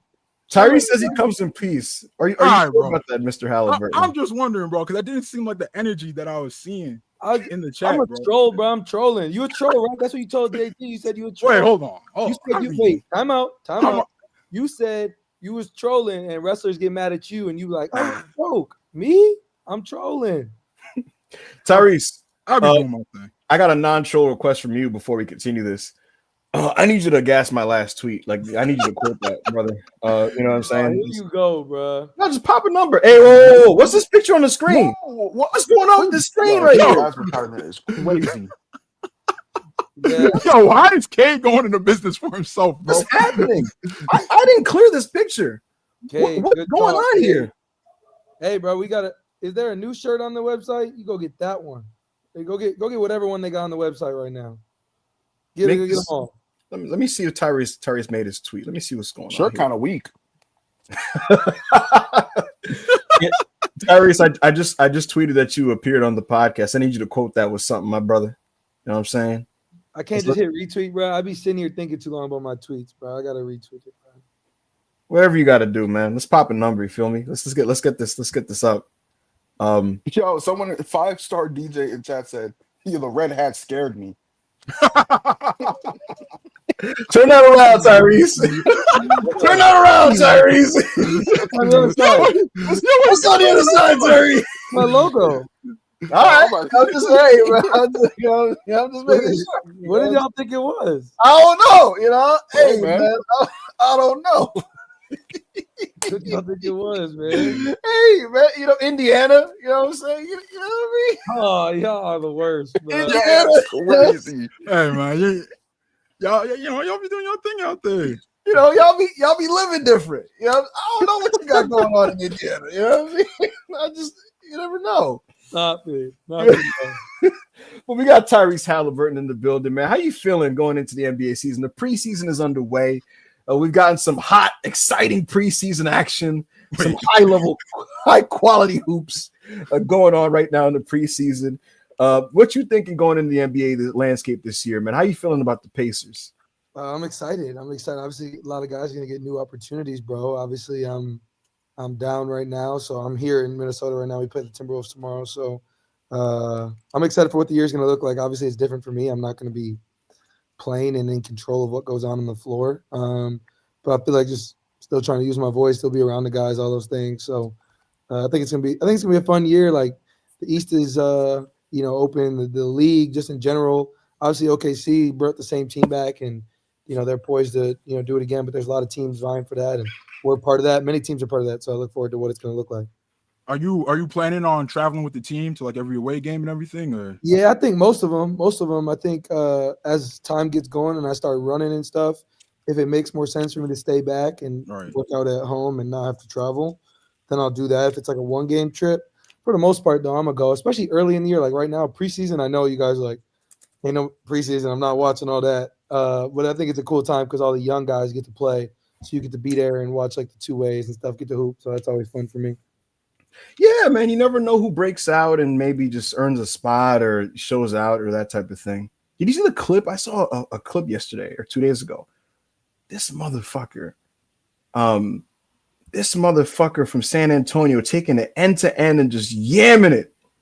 Did you see that shit, bro? Yeah, Wemby is Victor Wembanyama is like what are y'all supposed to do with that? He's OD.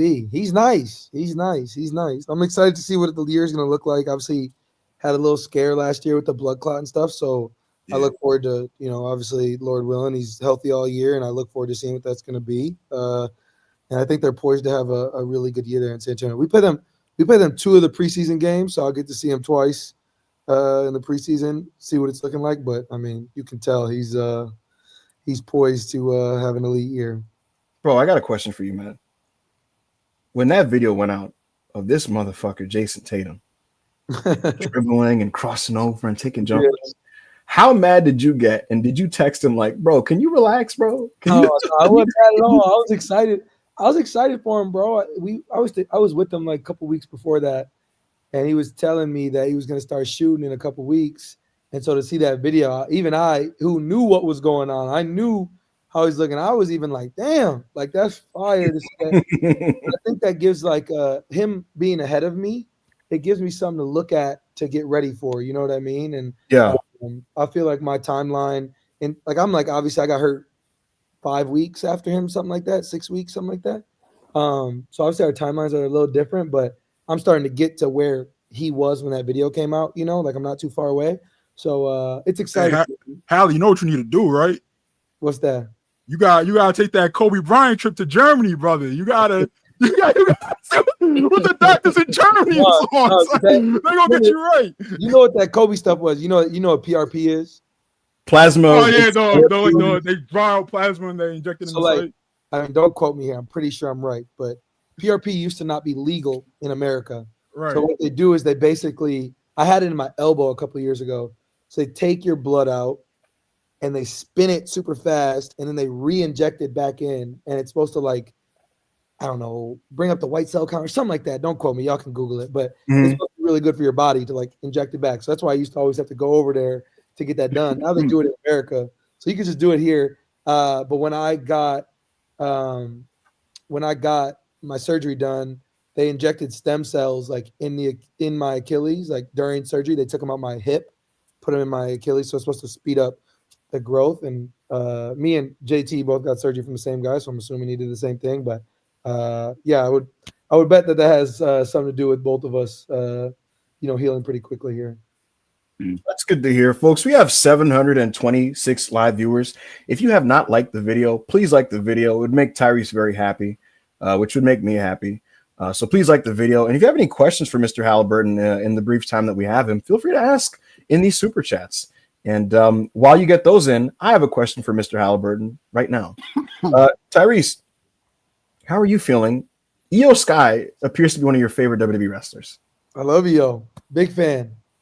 Asuka misted her, bro. Yeah, I know. It's fucked up. Kyrie was like, yo, chill. Is this what we're doing?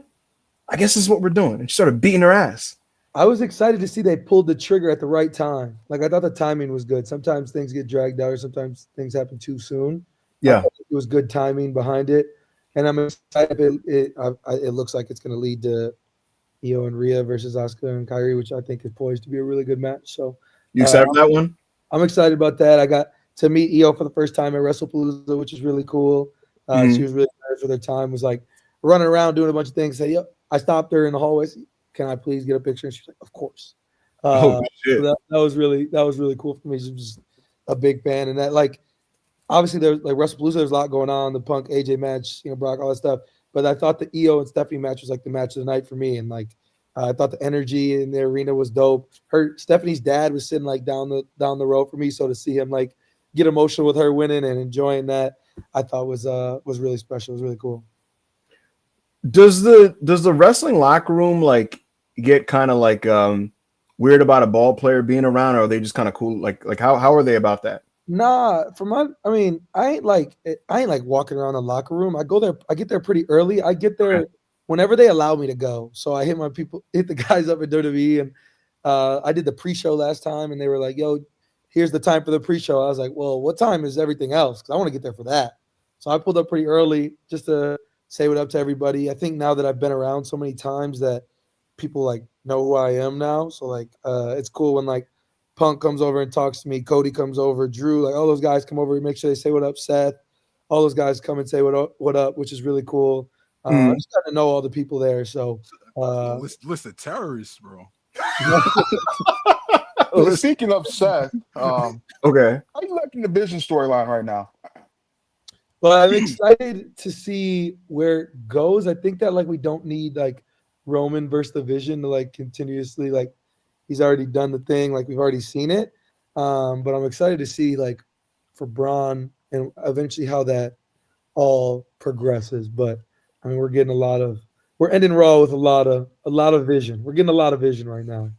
Getting a lot of vision. Yeah.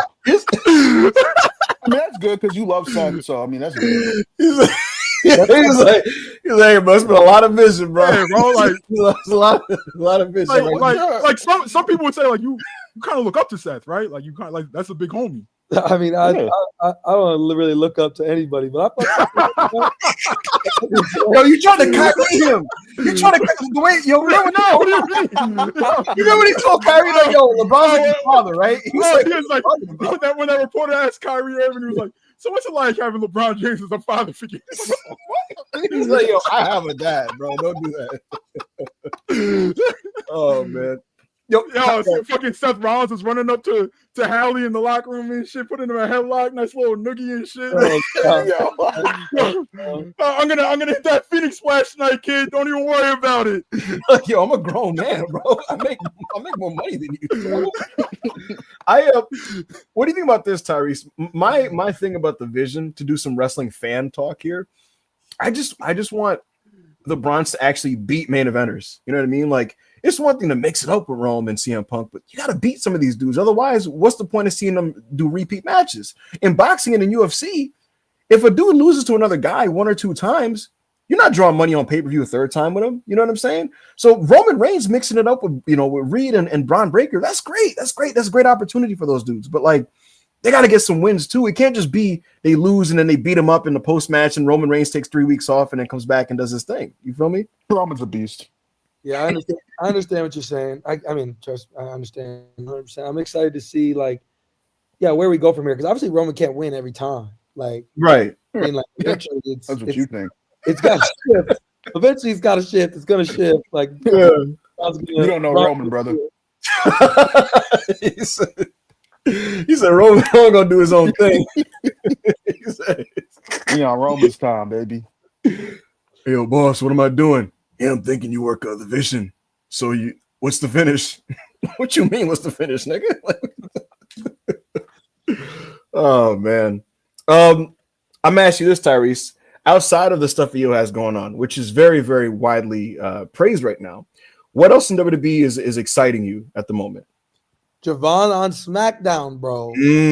Javon on SmackDown, dog. Like that's like cool to see. I know that clip kind of went viral where he like lunged when who was it? It was Berto, right? Jumping over the rope. So. Yeah, lunged. Like I think like that psychology, like we talked about, right? Like that psychology behind it is really cool to see. I'm excited to see. Like I think he's kind of getting like thrown on the main card, but I think that's like cool. I'm excited about that. My like one time going to NXT, he was super cool to me, super cool dude. Obviously, he's like younger than me, so that's like pretty crazy to think about. I'm far from like but I think that's like crazy. I mean, you're what, 24, 25, right? You said what? How old are you? 25? 25, yeah. I mean, that's unk. To him, that's unk. Broski, 25 is not unk. It's not No, Unk in general. It's not Unk in general. once you get to 24, after 24, you're Unk, bro. No, I disagree with that, Chris. He's not I mean, Unk in that's just general. what it is. Yo, Evil, you are super Unk, so I don't want your opinion No, on I this. think I am in a world where Unk comes faster than the real life. Like in the NBA, like Yeah. once you're over 30, you're like Unk. 25 is Unk? I mean, Not in I'm just general. saying, you be drinking your prune juice, you be going to bed mad early. You might be Unk. No way. I'm not taking that. I refuse to. I'm Nah, just saying. that guy. You Nah, have the 50. You Unk. You have the 50. Yo, Rob, you Bro, I'm have just mad background noise, bro. yo. You gotta situate yourself before you come back up here. yo, Rob called the ice on ALC. yo, it sounded crazy, bro. Yo, Rob, situate yourself, bro, and come back up. Yo, N'Golo Kanté, $7 Canadian. Hallie, are you in the Achilles group chat that Jason Tatum mentioned? And if so, what's the T? Yo. Sassy emoji. He is crazy. Yeah, what's going on with that?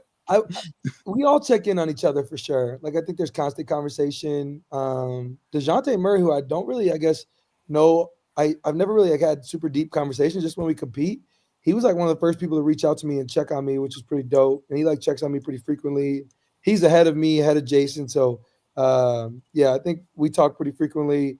Obviously, me and Jason talk all the time. So yeah, I think we're all checking in on each other. It's crazy. It's kind of become this like own little community. But Ginger niggas. yeah, I gotta. It's crazy that it's come to that, but I think it's necessary, and even seeing guys in the NFL like Austin Eckler, the running back for the Commanders, did it a couple weeks ago. Najee Harris did it, I think. So I think there's just like not an open door, but like I think just as athletes, like we're all kind of going through the same thing, bro. Like, I mean, obviously we are all very blessed to be where we are. We make a lot of money to do children's games, like no doubt. But I think like just like for your mental more so than anything, when you like can't do what you love for a year. Oh, it's tough. It's tough. And so I think guys are just checking in on other guys. I think like people know like, yo, we can reach out to each other, like because everybody's in different phases of coping with the injury. Some guys are better than not.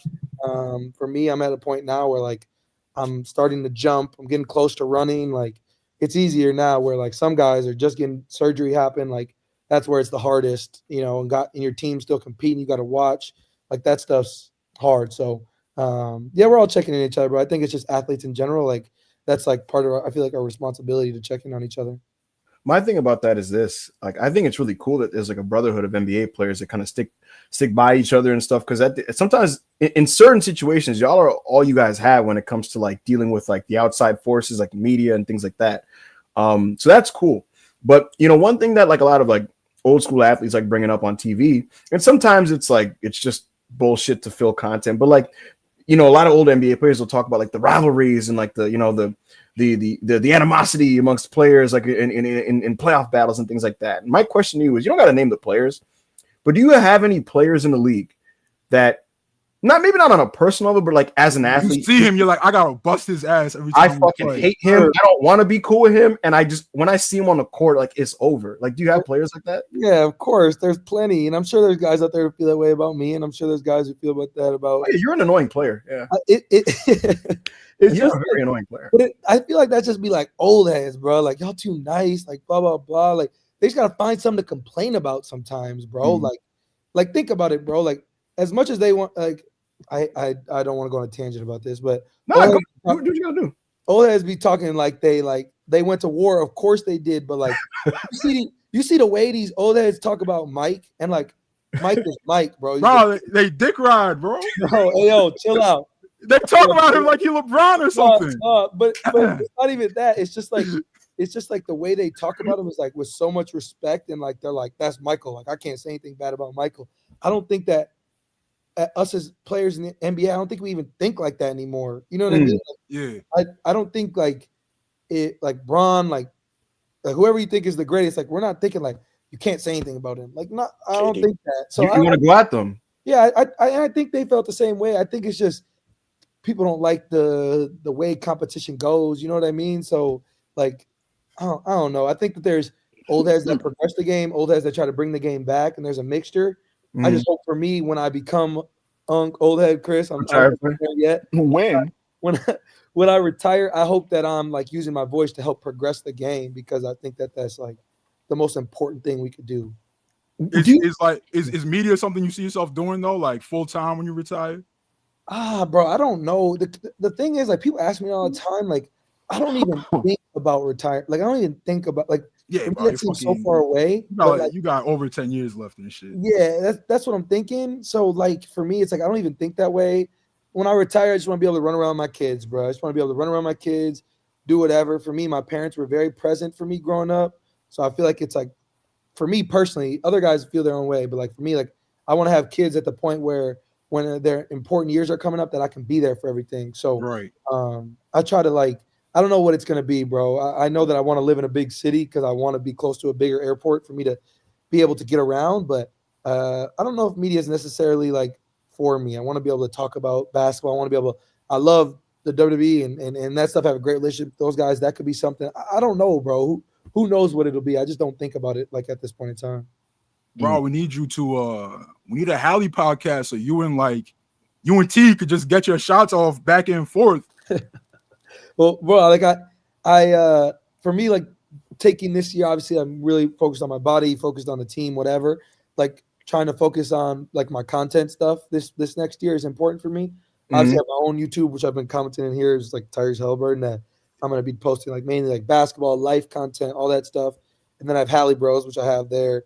That we're gonna be launching our universe, which we drafted in Self-Made for people. We did in Self-Made, yeah. It's recorded. It's on the archive. Yeah, so we drafted in Self-Made. Me and my little brother, we've been like designing the arena and every stuff and all that stuff for 2K25. So excited to launch that. Hopefully by the middle of the month, if not the end of the month. So I'm excited about that, bro. Just trying to do that more because, like, not that I want to be a content creator. Like, basketball is still basketball, but I don't know, bro. I enjoy just other interests. So, yeah, just doing all that.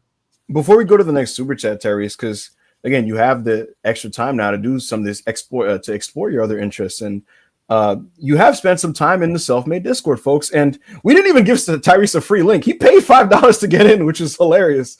Tyrese, and we have not spoken about this off air, so this is not me feeding you. So you could answer it honestly if you'd like. How would you describe your time in the Discord so far? What do you think of it?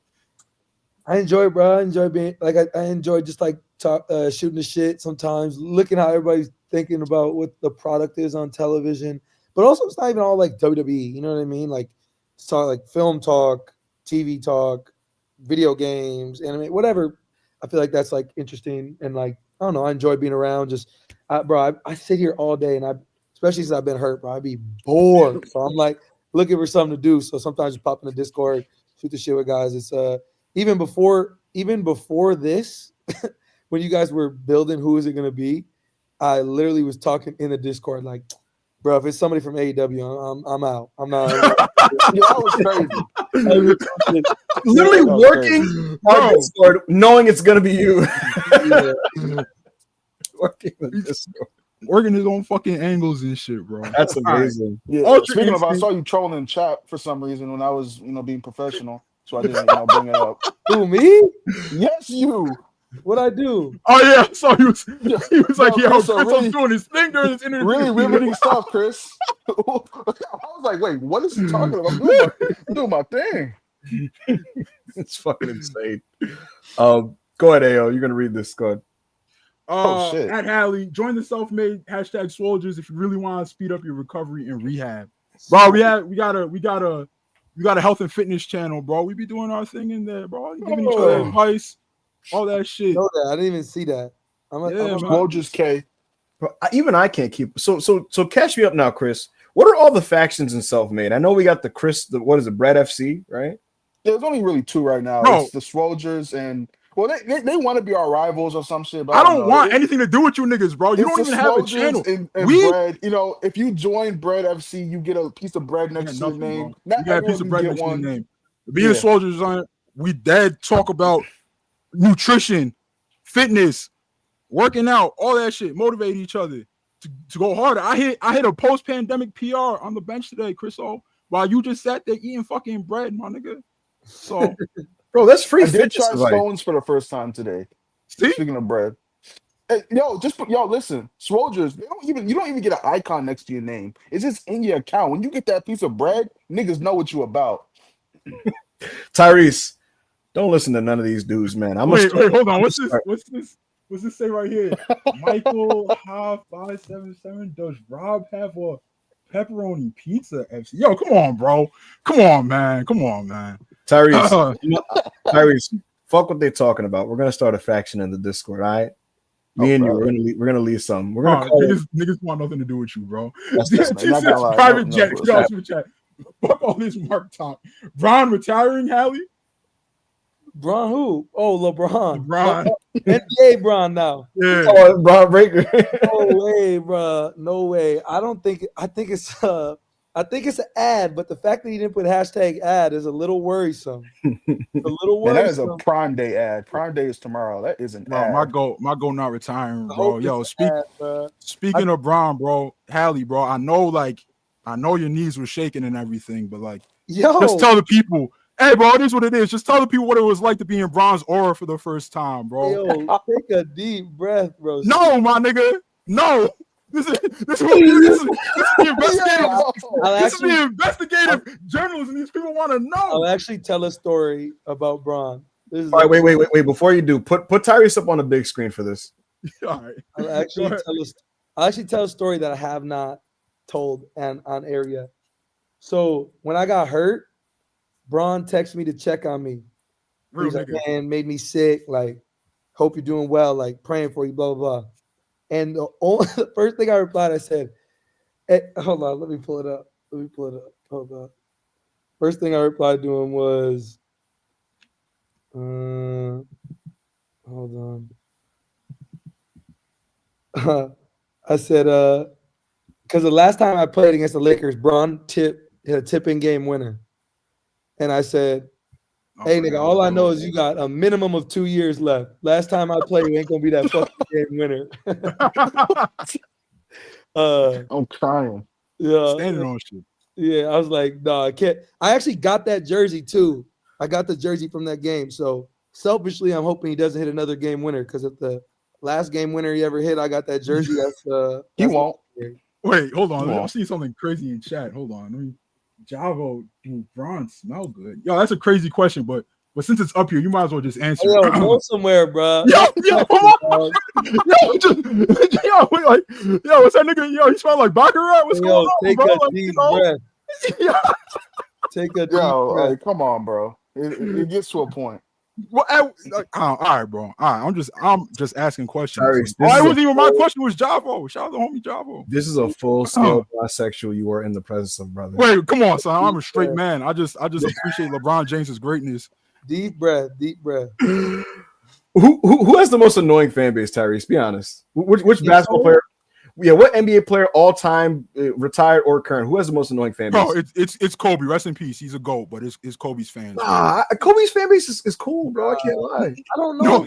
I think it's impossible to say somebody has an annoying fan base. Like the fact that people care enough to rock with you like that is like, I don't know. For me, like me personally, Evil, you know what team I'm gonna say has the most annoying fan base. You know, Knicks fans.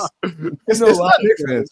But but again, though, it's like a passion that like I think is fire in sports. Mm-hmm. Like I don't care really. Like I think like I talk shit and like I enjoy the banter of sports, but like I don't think anybody has like an unwarranted fan base. You know, like if your fans rock with you, they rock with you, bro. Like I think that's the cool part about sports. Even like the Knicks, who again, like I don't like the favorites in the East, huh? The favorites in the East. Sure, but like the fact that the fans like every year is like this is our year, and I'll troll and be like, yeah, every year's your year. Yeah, we get it. the fact that that's dope to me. Like sports, like that's the coolest part about sports. Because I didn't grow up a team fan. I grew up a fan of players, right? Like in basketball, my favorite player was Bron, and real nigga. Like, football, hate to say it now, but my favorite player was like Brett Favre when I was little. So he like wasn't on the Packers. I was like a Brett Favre was tough. Hold on. He's a criminal, Hebrew. I know you don't fucking know. He's a criminal. At the time, he was tough. At the time, I was rocking with the Packers. Yo, he will be in his own world, bro. He don't know far as rap sheets, son. Oh, But yeah, he was a great quarterback, bro. We're gonna send you the doc, bro. We're gonna send you the doc. all right, bro. You do that, man. All right. Yo, So Kate, let's go back to Riley, default. $2 super chat.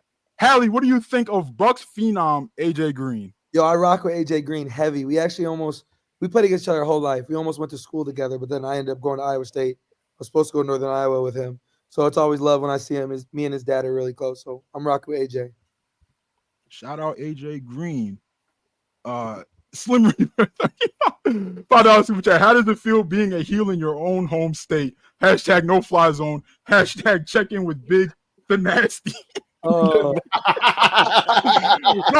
that's gotta be ass though, right? Because I rep where I'm from so hard, bro. And I know you always shout out your hometown, even though it's like not some like huge city or whatever. So for the state to just be like, yo, fuck this guy, like, that's gotta be like, crazy. That'd be the funny part though, bro. Like when I was in Sacramento, actually, I think because like it was hard to sell tickets for a Bucks Kings game, right? They did like a not the Bucks, but like there was like it was my weekend. So on Friday I got my high school jersey retired in my hometown. On Saturday morning, my high school played their game at where the Bucks play, and then Saturday night we had a game. And if you went to the high school game, you got a ticket to the game at night. So there was plenty like people from my hometown like at the game. Like there was like I got cheered when I was there, right? Since then, off a cliff, boy. They don't. I don't know. No, it's like sometimes it sucks because you're home and like whatever. But also like I'm from Oshkosh, bro. I'm not from Milwaukee, so like right. It is what it is. Like, and we go home. Like I play them 4 times a year, if not more, because the playoffs, whatever. So it's fun. Now it's become like a rivalry, and they really don't fuck with me, so that makes it more fun. And I be checking fans like because they be like, "Oh shit, they be like, you're not good here. You're not good here." I'm like, nigga, where are you from? Where are you from?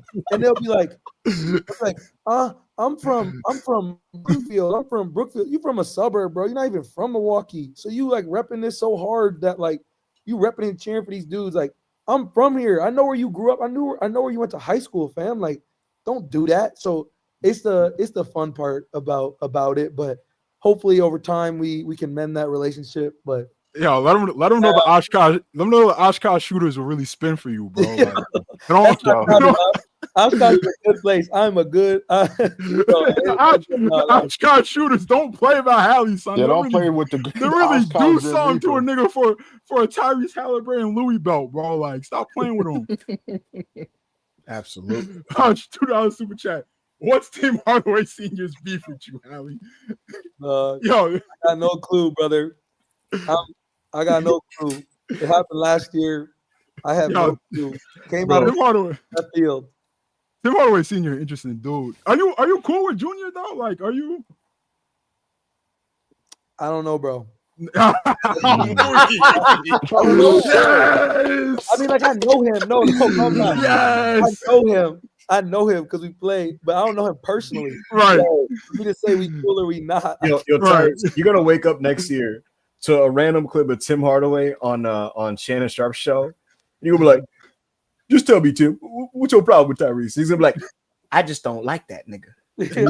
Going this whole I don't know, bro. I don't know. I can't say nothing, bro. I have no clue.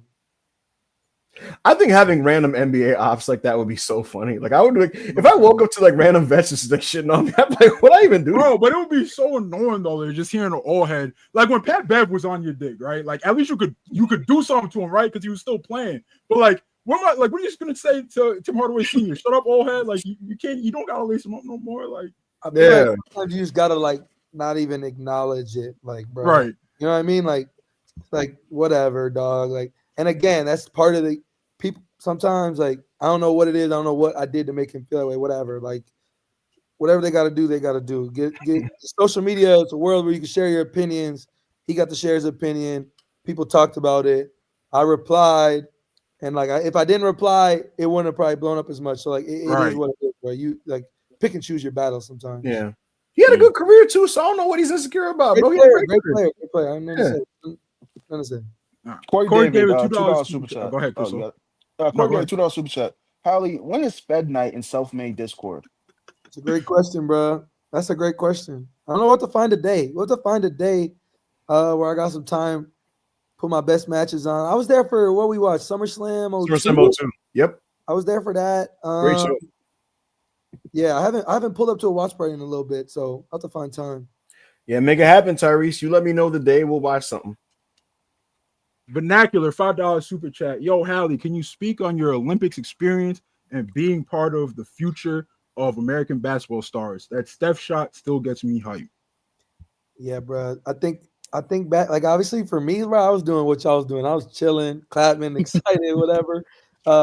For me, I just got to learn a lot, bro. Like I got to learn so much from sitting there watching how guys work, watching how guys take care of their bodies, like interact with people. Like all that stuff was super special for me. I think back to that Serbia game and the France game pretty often because I feel like I'll never be.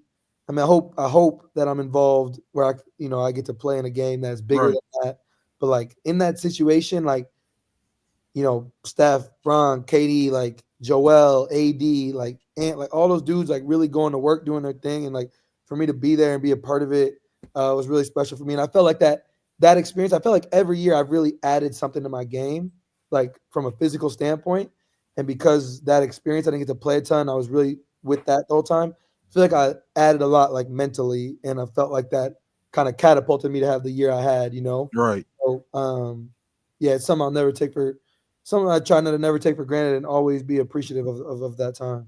Nah, you had a great attitude throughout that whole thing because like you're Tyrese Haliburton. Like I'm sure you thought or knew that like if you put me on the floor I could contribute, but they didn't really have you in the rotation. Did they like let you know that that's what it was gonna be, or was it like all right, first game and it's just like you're waiting and you're waiting and you're waiting? And it's kind of like bro, when we like sit down, it's kind of like when we like do our first team meeting. It's like all 12 of you guys are all stars. There ain't gonna be time for everybody to play. Right. I mean, just roll with the punches. And for me personally, it was like Bron and those guys, and like I talked with Melo a lot, Carmelo, and it was like in 04, they didn't really play a lot. Like the young fellas didn't really play a lot. And I was the second youngest dude on the team. So for me, it's like the fact that these guys are like they're Hall of Famers in front of me, like I don't take that offensively. You know what I mean? Obviously, it's just another chip on my shoulder, but I think that it's just like it is what it is, dog. Like, I mean, it's just exciting to be a part of it. We would have fucking won in 04 if they played too, bro. That shit was crazy. That shit way beyond me, bro. I ain't watched that, bro. I ain't tuned in enough. All right. Back to the drone shit. Mash, $5 super chat. Tyrese, what's your thoughts on Sammy's US Open challenge? I rock with it. I'm a big Sammy guy, so it's been cool to see. Obviously, that's where Javon wrestled him, right, on SmackDown? Yes, he did like a week or two ago, yeah. Yeah, so I don't know. That was kind of a cool moment for me because I think back to like when John was doing a challenge and had Sammy come out. Sammy kind of, not that he's like passing the torch necessarily, but like the fact that like he's getting young guys on there, I think is dope. And yeah, even like I like the John match that he had, obviously before the shenanigans at the end, but I think it's important, and I think like making mid-card titles important is good for wrestling. So I don't know, I like it. You know how I think that's gonna end? I'm pretty sure Obafemi's gonna be the last guy to challenge. He's just gonna beat him. What do you think about that one, Tyrese? In a dream world for me, Obafemi would have fought John and destroyed him. But I mean, I think if that's the way you're gonna bring him to the main roster, I think would be dope. Like I think you want to present him as a monster and keep it that way. But I'm excited to see where it goes. Know. Mm-hmm. We'll see what happens there. Hush, $2. This immature talk. Anyways, what's Curry's aura like? Yo, I can't lie. I speak for Tyrese Haliburton when I say we good on Steph Curry. No. We rock. I speak for this nigga. Curry, man. For ESPN. So we good. No, sir. Next time, I rock with that. Heavy. Next question. Late night grin, €4.99. Hello, Tyrese. Please send TJ McConnell my best. Ibu, please sit up straight while broadcasting. Your posture tonight has been deeply distressing. Yo, chat, bro. I'm sitting on a stool, man. Like, I don't know what y'all want from me. You want me to just sit like? You want me to be like this, You bro? are a Like, grown man This sitting on nigga a don't own a stool. chair, bro. I do, but I mean, I'm comfortable Oh, right now. I know what it is, bro. Since you're like 4'9", bro, your legs just be like hanging off the chair. That's and not shit, even true, so you got one of those kids stools and shit. man. What? This is crazy, man. Thank you for the super chat, Joe. And Tyrese, he says send TJ McConnell is best. I will do. All The right, Cavs Cavs on are the $2 betting super chat. favorites, actually, Ibu. shut the fuck up. The Cavs are the betting. Oh, you already read it. Yeah, shut up. Who? Danny Ben Cole. Kwong, the $2 Let's make super a show. chat. Hallie, your thoughts on Andrade's WWE departure? I don't know, but I'm not well versed enough to really speak on it. I rock with Andrade. I think he's a great wrestler, and I see he's back in AEW. So wish him the best, but I don't have any like, what am I say? I don't have ill will towards wrestlers doing what they want to do. And You will be watching though, right?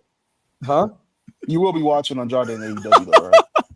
Chris, you know me. What's up? Chris, it's me. Come on, brother. Yeah. He said, "Brother, I am a WWE fan." Me, come on. Asking Hallie to even watch like NXT is like pulling teeth, bro. Like he's I'm not crying. he's not turning on Warner, son. Like it's just He said, it's just not happening. it's Big Raw and SmackDown. Papaya King, $5 super chat. Hallie, thoughts on LeBron's decision 2? Is this the end of the King? Any favorite LeBron moments? So you kind of touched on the first half. Yeah. Do you have any favorite LeBron moments? I mean, bro, for my lifetime, I don't know, dog. Like I remember, it's a good question. Obviously, my favorite, like being 16 years old, is like the peak of my basketball fandom, I would say. And so 2016, him win a chip, like to me, everybody always talks about like 2016 best year ever, best summer ever for like a lot of kids that were in high school at that time. Best summer ever, 2016. And I felt like that Cavs run kind of jump started that, you know. So I don't know, bro. If I just like pick one, He's talking right now. if I had to pick one of my favorite moments from Bron, it's 2016 run. But also, it's probably like, I don't know, bro. Like for me personally, it's like obviously the experience of like, you know, playing alongside and like doing that, of course. But I'd probably say the 2016 run just as a whole. I hear that. All right. What else we got? Yo, Chief, we're not putting that chat on the fucking. All right. Slim Reaper, 35, $5 super chat. Hallie, do you read the dirt sheets and what are your thoughts on Dave Meltzer? Bro, Let's go. I don't read dirt sheets. I only see what is aggregated, yeah, on Twitter. Right. That's all, or whatever. So I don't really read anything, bro. I just be on Twitter. The fact, like, since I've been following like you guys and other people, like I've seen more stuff on my Twitter. But nah, bro, I don't know, because like I just don't know like what it's gonna like. I don't know. I ain't that tapped in, bro. I just want to watch what's on TV and enjoy it. Yo, chat. He's lying. This man. I'm lying? This man, after a hot new report hits the streets, he'll be like, "Yo, is this dead ass? Is this happening tonight?" Because it's on my Twitter, dog. I'm like, yo, for real, bro? Is it really gonna be Dragon Lee tonight? I'm like, hey, bro, you know, it's on my Twitter. There's nothing wrong with it, bro. Everybody reads the reports. It's no different than like NBA or like, you know. But like, am I going to, what does he report on? Who, Dave Meltzer? He reports on everything. On their, like wrestling, other companies. No, I'm saying like, where does he present this? Like his information? Oh, on Wrestling Observer newsletter. He has a site. Yeah. And then read that? No. But am I seeing on Twitter? Yes. Right. Yeah. Michael Ha 577. Any cool stories working on the Hallie 1 with Salehi? Yeah, I think just our first ever meeting, like first ever meeting with Puma was right after the Olympics, and he came and he had a 3D model of my shoe, like a 3D print, like already like done, like what he thought was his image, and we sat there at dinner while like my agent and like the higher ups are talking over there. I'm like sitting there with Salehi and I'm like, ooh, that's whack. Like take that off the shoe.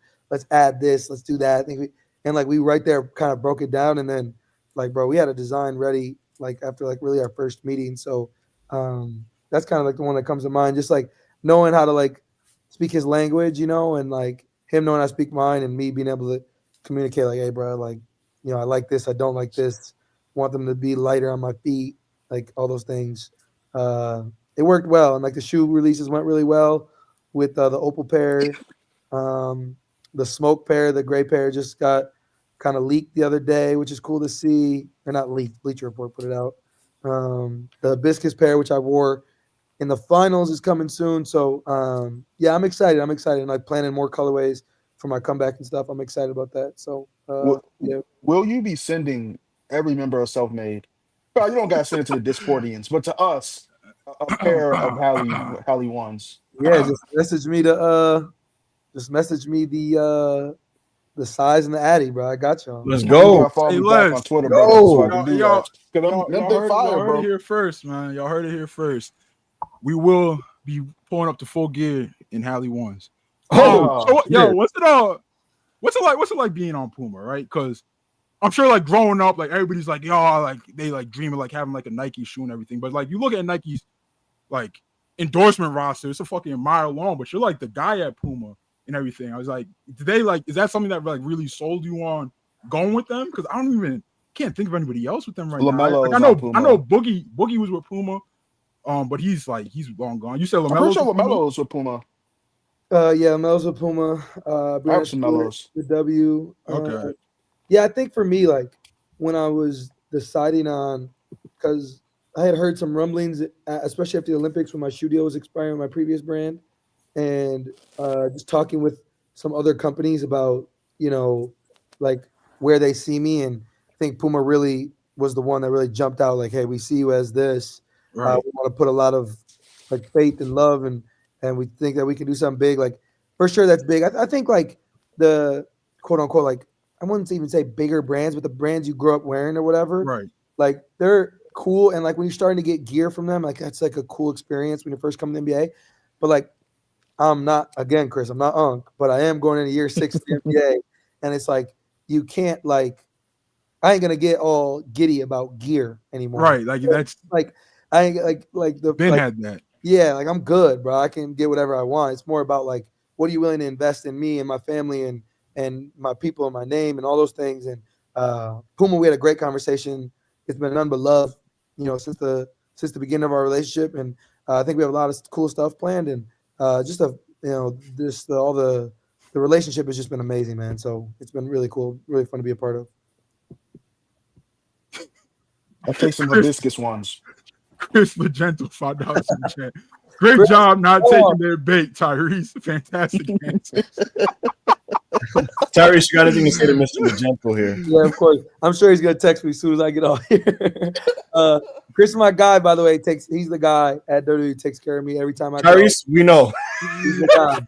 We know, Tyrese. That was more for the viewers. That was more so for Yeah. No, the viewers know. We know. hey, you know what, man? Listen, Chris.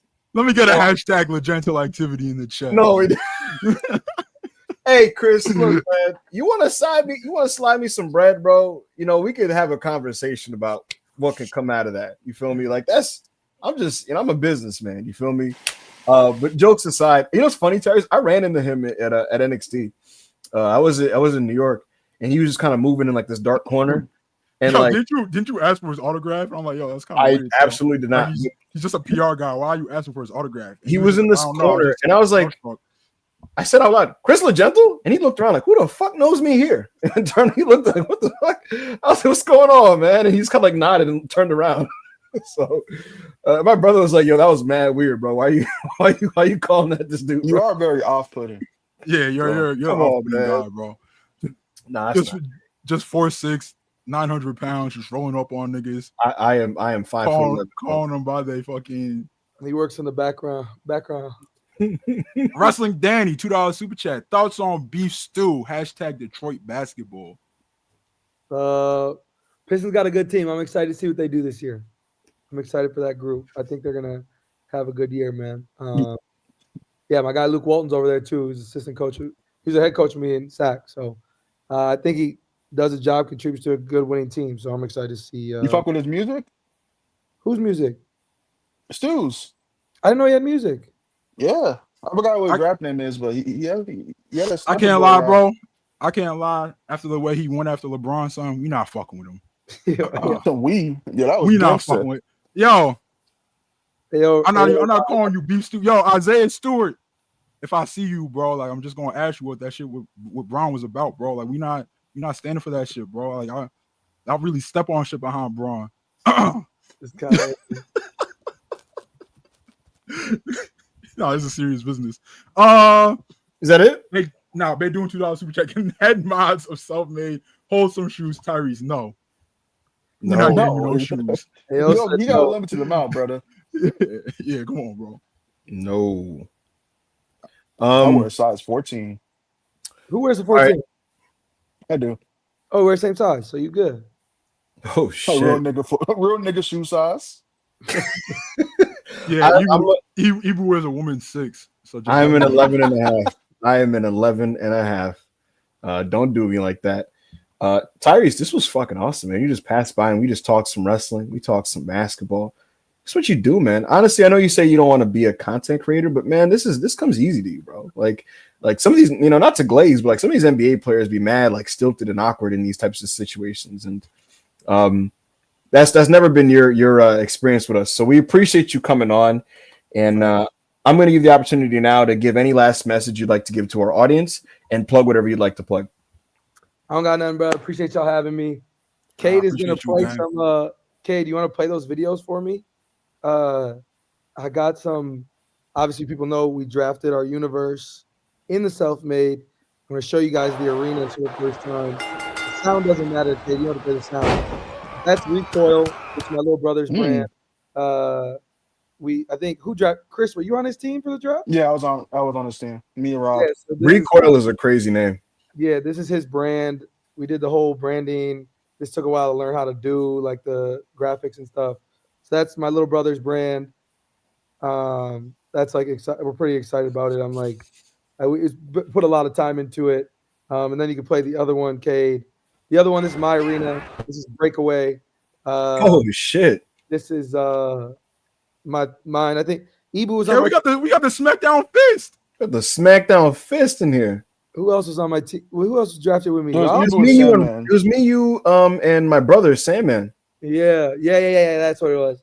So yeah, if you we're hopefully get the teaser out here in the next couple weeks or hopefully in the next week, like the trailer, and then get shows started getting recorded after that. It's like Fantasy Universe. It's Halliverse. We literally drafted all-time wrestlers. Like think on my brand is like Final Boss Rock, Undertaker 08, Angle 06, Cena 11.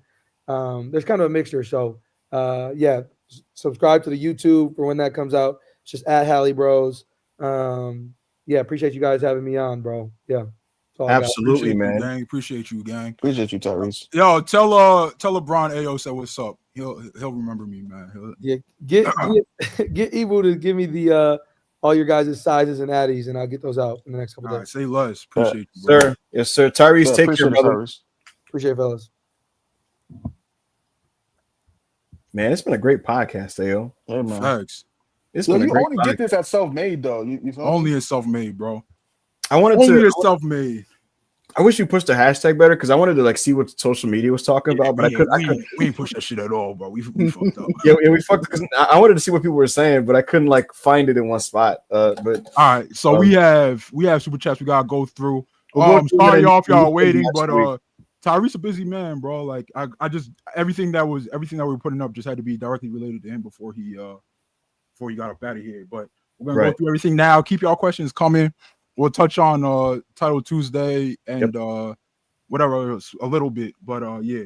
Danny Kwong, $5 super chat. Predict Andrade's creative for the next few months or so. Self-made to the moon. I'm gonna say this: he's gonna have incredible wrestling matches with a number of wrestlers. He will leave the Callis family in a couple months to join another faction. He will start making vague posts in a year, and then he will leave AEW in a year and a half. Nah. Chill. Me and Manny got this thing figured out, bro. We staying. You figured out. We'll see. Hopefully, man. Hopefully, my actual one real goal, to be completely honest with you, I just want to see him like light up CMLL again. You know? Yeah, me too. I would love for him to be the top guy over there. Yes, And I sir. think I think him being a top guy over there would help him a lot with AEW too. I agree. Like it would just make him seem more important. You know what I mean? Like I think they've done a good job of the one show he's been on of making him seem like a big deal, bro. Like you come out there, you take out Kenny. I mean, of course, at this point, it's like who hasn't taken out Kenny? But it's always people that they got real plans for, bro. Like it's not fucking like it's not JD Drake going out there and fucking cannonball and Kenny. Come on. Nothing against JD, but I'm just saying, like, yeah. You know, they got plans for the niggas who be giving Kenny his little vacations. Gone Death $2 super chat. TNT will always be the second best singles title. Well, I don't know about that, bro. We have the TNT title has had numerous periods of you know, looking kind of crazy. Hush, $5 super chat. I caught up with the trade stream. Ibu hashtag sell the team. Got Fed FC wearing paper bags over our heads. Yo, Ibu, bro. Do you have anything you want to say to the people who believed in you, son? Like, because niggas really did believe in you, but I don't know why, but they did. I have nothing to say. Damn. You're a failure. You're a failure and an embarrassment to your people. Chat, listen. I'll be back. I think what I'm gonna do is I'm gonna start from like the lower rungs and I'm gonna work my way back to AO. You know what? I'm just gonna announce it right now. I don't know when it's gonna happen. I don't know when. But before 2025 is over, we will be doing a self-made draft special. AO versus Rob versus Chriso versus Ibu. All-time wrestling draft. Everybody's name who's on the list is at the very peak of their powers. And, you know, maybe once Ibu doesn't have to go against like Big AO one-on-one, like he could get out his head a little bit and do his thing. Or maybe he comes in dead last, bro. But we'll see. I don't know. We got hashtag self-made draft is coming soon. Chat. Javo been wilding all day, bro. Yo, after you got one of our accounts a week in the clink, bro, you would think you would be on your best behavior, but nah, you're just a thug, Javo. Like you're just a thug. Michael in the chat said Ibu was about to draft Luthez. I don't like you guys, man. Yo, when I gaslight you into drafting Bruno Sammartino, bro. Oh my god. The absolute scenes when I get you to draft Sammartino. I think we just already up. Oh no, we gotta go Birds, $5 super chat. Man, pray for Javon Evans back now that he has to carry SmackDown. I mean, bro, like you think like as terrible as Road Dogg is, like, and I'm sure he will ruin it, but how do you ruin just sending out an exciting cruiserweight and being like, yo, give me 10 minutes of good shit? Like he'll find a way to ruin it, bro. But it's just like you think like anybody could do this, bro. Like you don't even have to book him strong. Jones won't care. Just 50-50 it. As long as he has time to get his shit in on TV, people will be like, oh my god. Like people will be happy, but they're gonna find a way to ruin it, bro. I promise. Him going 14 minutes with Randy Orton and then losing to an RKO, like they're gonna be like, oh man, what a showcase. You know what I mean? Like that's one of the benefits of having a young wrestler who's just exciting.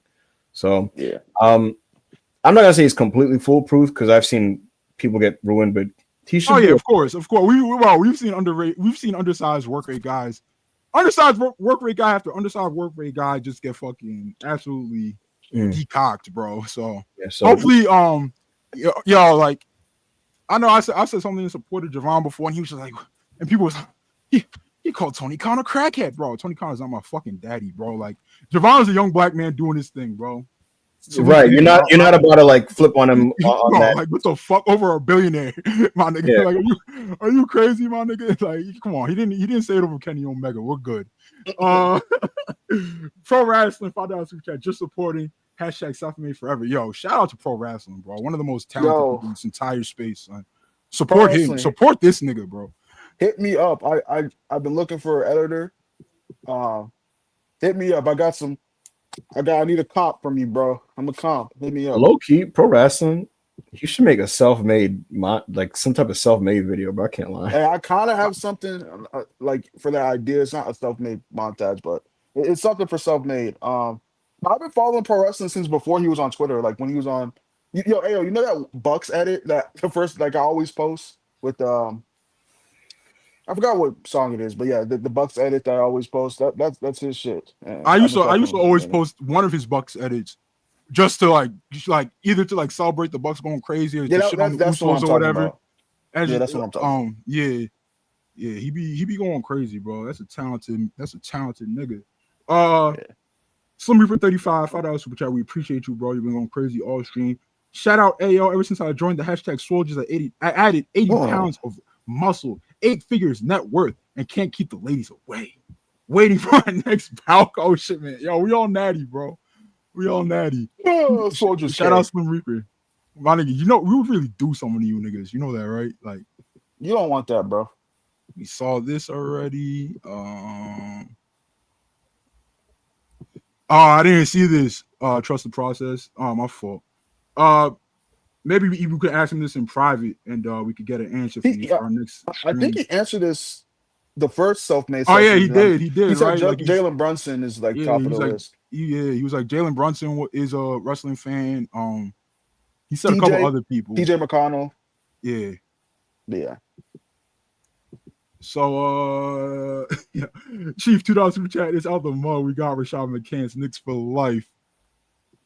Yo, like Chief, there's no way you thought we was ever gonna put this on screen, right? While Hallie was here, son. This nigga said Hallie got a Haliburton jersey on with no drawers on. Yo, Chief, bro. What is wrong with you, bro? Like we did that already. Hallie gets his news. Yeah, who's the tea spiller, bro?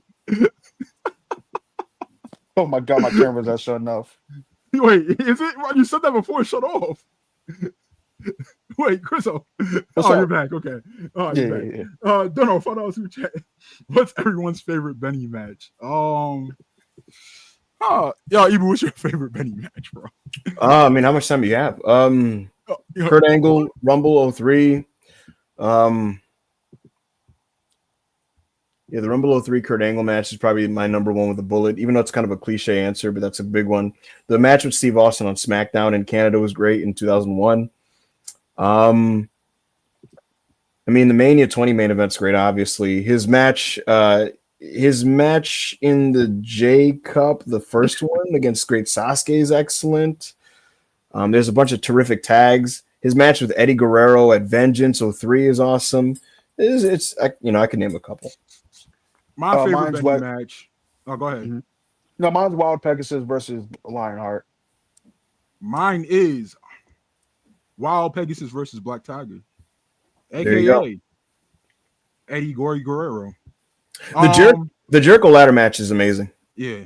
My favorite Fed match is probably Angle 03.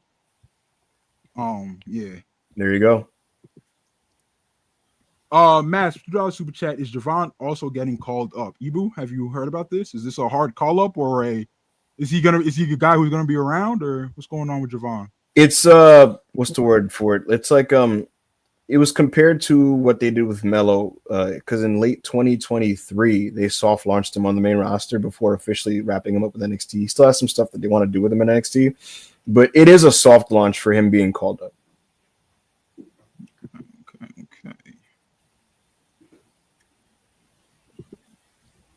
Trust the process 34. This Mark TKB in the Discord and spaces on his burner, but got the nerve to ban talent from this platform.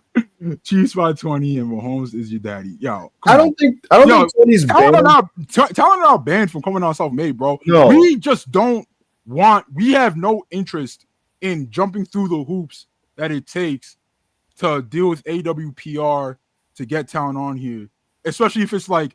And it's never like you can't just request people, right? It's like this person is available before this pay-per-view. And it's just like there are people that we have relationships with that we think we could get a really great interview out of. But instead, they'll send us random guy XY3, and then there's like 3 PR people around. And it's just like, is that what we want to do with our time? Not really, bro. Like we could just do our own shit. You know what I mean? Like nobody's banned, bro. We got a good relationship with AEW. It's just Yeah, it's what all of media has to go through, son. Like so. yeah. But listen, I am looking forward to when we can start getting some guests from AEW, and I'd imagine that would be soon. But that's kind of the deal there. All right, we got any other super chats? Yeah. Yo, this is come on, bro. Not this one, but I just seen some crazy shit in chat. Okay. Angie MPN, $2 super chat. Give your C2 lineup predictions and will it be expanded? They don't know the C2 lineup, bro. Yeah. It won't be. I don't think it'll be expanded though. I mean, I'm open to it though. I hope so. Probably not, because then they would have to. They would have to devote more TV to it and make it longer than a month. And I don't think Tony's trying to do that, so I don't expect it. Caesar, $2 super chat. Should have asked Hallie, but thoughts on EO versus Mayu. Hey, you know the first people who ever broke EO versus Mayu. It was us. I did. I broke that. How long ago was that? Chat. When did Mayu sign with Marigold? Ayo, you broke the story in early May, like the beginning of May, I want to say. I broke it the day before she signed, I think, or the day she did sign. But Big AO broke that shit, nigga. Shout out Fortune. Shout out Rob. Shout out Chriso. Shout out Marcus. Yeah, bro. We doing our shit. Mm-hmm. Doing our shit. Shout out to Yo and shout out to Mayu. John Flakes. Wait, hold on. Shout out. Yeah, big breast soldier John Flakes, nigga. Yo, look what your breast shoulders is doing. Soldiers is doing. Look what they're doing, bro. Chriso, should I wreck ESW or South Ground Uganda? ESW, South Ground Uganda is not good. Look what they're doing, bro. Look what they're doing. Look at the soy shit they want us to watch. ESW fired, nigga. Stop playing with us. Look at the soy shit they want us to watch. Soy. Andrew PN $2 super chat. Y'all think Rumble gonna be cold as December snow? What do you mean by that, bro? They're gonna be in Saudi, so it will not be cold. And this is the last super chat. I'm not gonna read that. Ibu, go ahead. Ibu's third leg, $4.99. Ibu looking very handsome. No, why'd you say that like Alvarez, bro? I know that's your dad. Ibu looking very handsome, Zaddy. Need to be on camera more often. Anyway. Wait, are we gonna act like Rob didn't have a failed run-in on this fucking show? Bro, the background noise was crazy. I was just like, bro, we can't do this, son. Now we're guessing and shit. Like, yeah, you like never. I said it in the private chat to fix his shit. I said it on air to fix his shit. He was just like, I give up, actually. Okay, yo, Rob, love you, bro, but bro, we couldn't do that ghetto shit, bro. Not when we had. Before we get out of here, Ao, our self-made match of the week. Would you like to tell the audience what it is and tell the audience about that match? Self-made match of the week. It is the match that we thought, was just wait. What the? Get out of here, Cade. Was the most that we thought was the most fire. It is Yuto Ice, aka Pop Shima, versus Sweet Yuya Uemura. Oh my god. What a yo, Yuto has it, bro. Like this, I did not hop on Cade. We saw you. Yo, Yuto. If Yuto doesn't main event multiple Tokyo Domes, bro, this industry failed him. Forget Ghetto. Forget what Ghetto's talking about because he should be fired if he doesn't see it in Yuto, bro. So you think he's a main eventer? He's a main eventer. He's a main eventer. He should be a multiple time world champion, bro. Okay. Like, do you see what this nigga is doing fresh off Excursion, bro? Mm-hmm. Bro, Japanese fans weren't like, oh my god, we need Yuto back. Oh my god, we need Yuto back. Now he's their guy. You see how he had the venue rocking last night, nigga. You see how he was controlling the crowd. You see how he really came with that bumper clot knee and put Yuya's head through that table, nigga. This is, oh my god. I'm sweating over here, Ibu. Go ahead. Talk about the. No, I was just gonna say I'm impressed with how comfortable he is already. Like he very much has the whole arena by Java. He very much knows who he is already, and he knows like how to project, and he has charisma physically. And I like this animosity with Yuya Uemura. Chris Charlton Shout out to Chris Charlton. He does a great job kind of telling the story of why Bro, the fifth different career rival they're trying to give to Yuya, by the way, to get him over. Maybe this one will be it, kid. Maybe we finally got one for you, Yuya. Anyways, Chris Charlton is doing a great job explaining why there is beef, why there's animosity, and Yuto Ice has gotten some fire, some anger out of Yuya. So I love the dynamic. I think it's great. I think Yuto Ice is somebody, as is Yuya. And look, I'd be more interested in New Japan if it was more of this. If it was just more of a focus on these guys. Yo, and not 40-year-olds going 40 minutes, bro. Like, yeah, 15 minutes. 15 minutes. Beat the shit out of each other. Did you see those Yuto lariats? Did you see that Yuya backdrop driver? I was like, hold on, bro. Because I saw bubbling during the G1. I'm like, yo, this nigga just moves now? Because before, his entire offense was arm drags. But now he's just like, he's opening his bag more and more. And it's just like, yo, I gotta commend it, bro. I gotta commend it. Because he's really de-emphasizing a lot of my previous issues with him. And you know, I can respect that, bro. I only really have a Yuya bag gimmick because Ibu's really annoying about his favorites. So it's just like, he's a piece of shit because Ibu likes him. But you know, we need a saucy magazine photo shoot where Yuya, Yuto, Oiwa, Suji, and Shota, I guess, are just all in the forefront, just posed up, looking mad cool, looking crazy, just looking mad cool. That's what we need. And I mean, you could throw Aaron Wolf in that if he fucking beasts. Yeah, throw Aaron Wolf in there. Let him be in the middle. I don't give a fuck, bro. Let's do it. And then Tanahashi could be in the foreground in a suit, looking like just like an executive, you know. But there's some guys to be excited. Anyway, there's some guys to be encouraged about in New Japan Pro Wrestling. The question is not getting the guys now. It's like putting them in the right position to get them over. Bro, they've had the horses for a minute now, bro. Yeah, it's like a year there's no investment behind these people to get them over. And then they're just like, oh, well, you know, they're not going to draw. It's like, why would they draw, bro? You're telling us they're losers.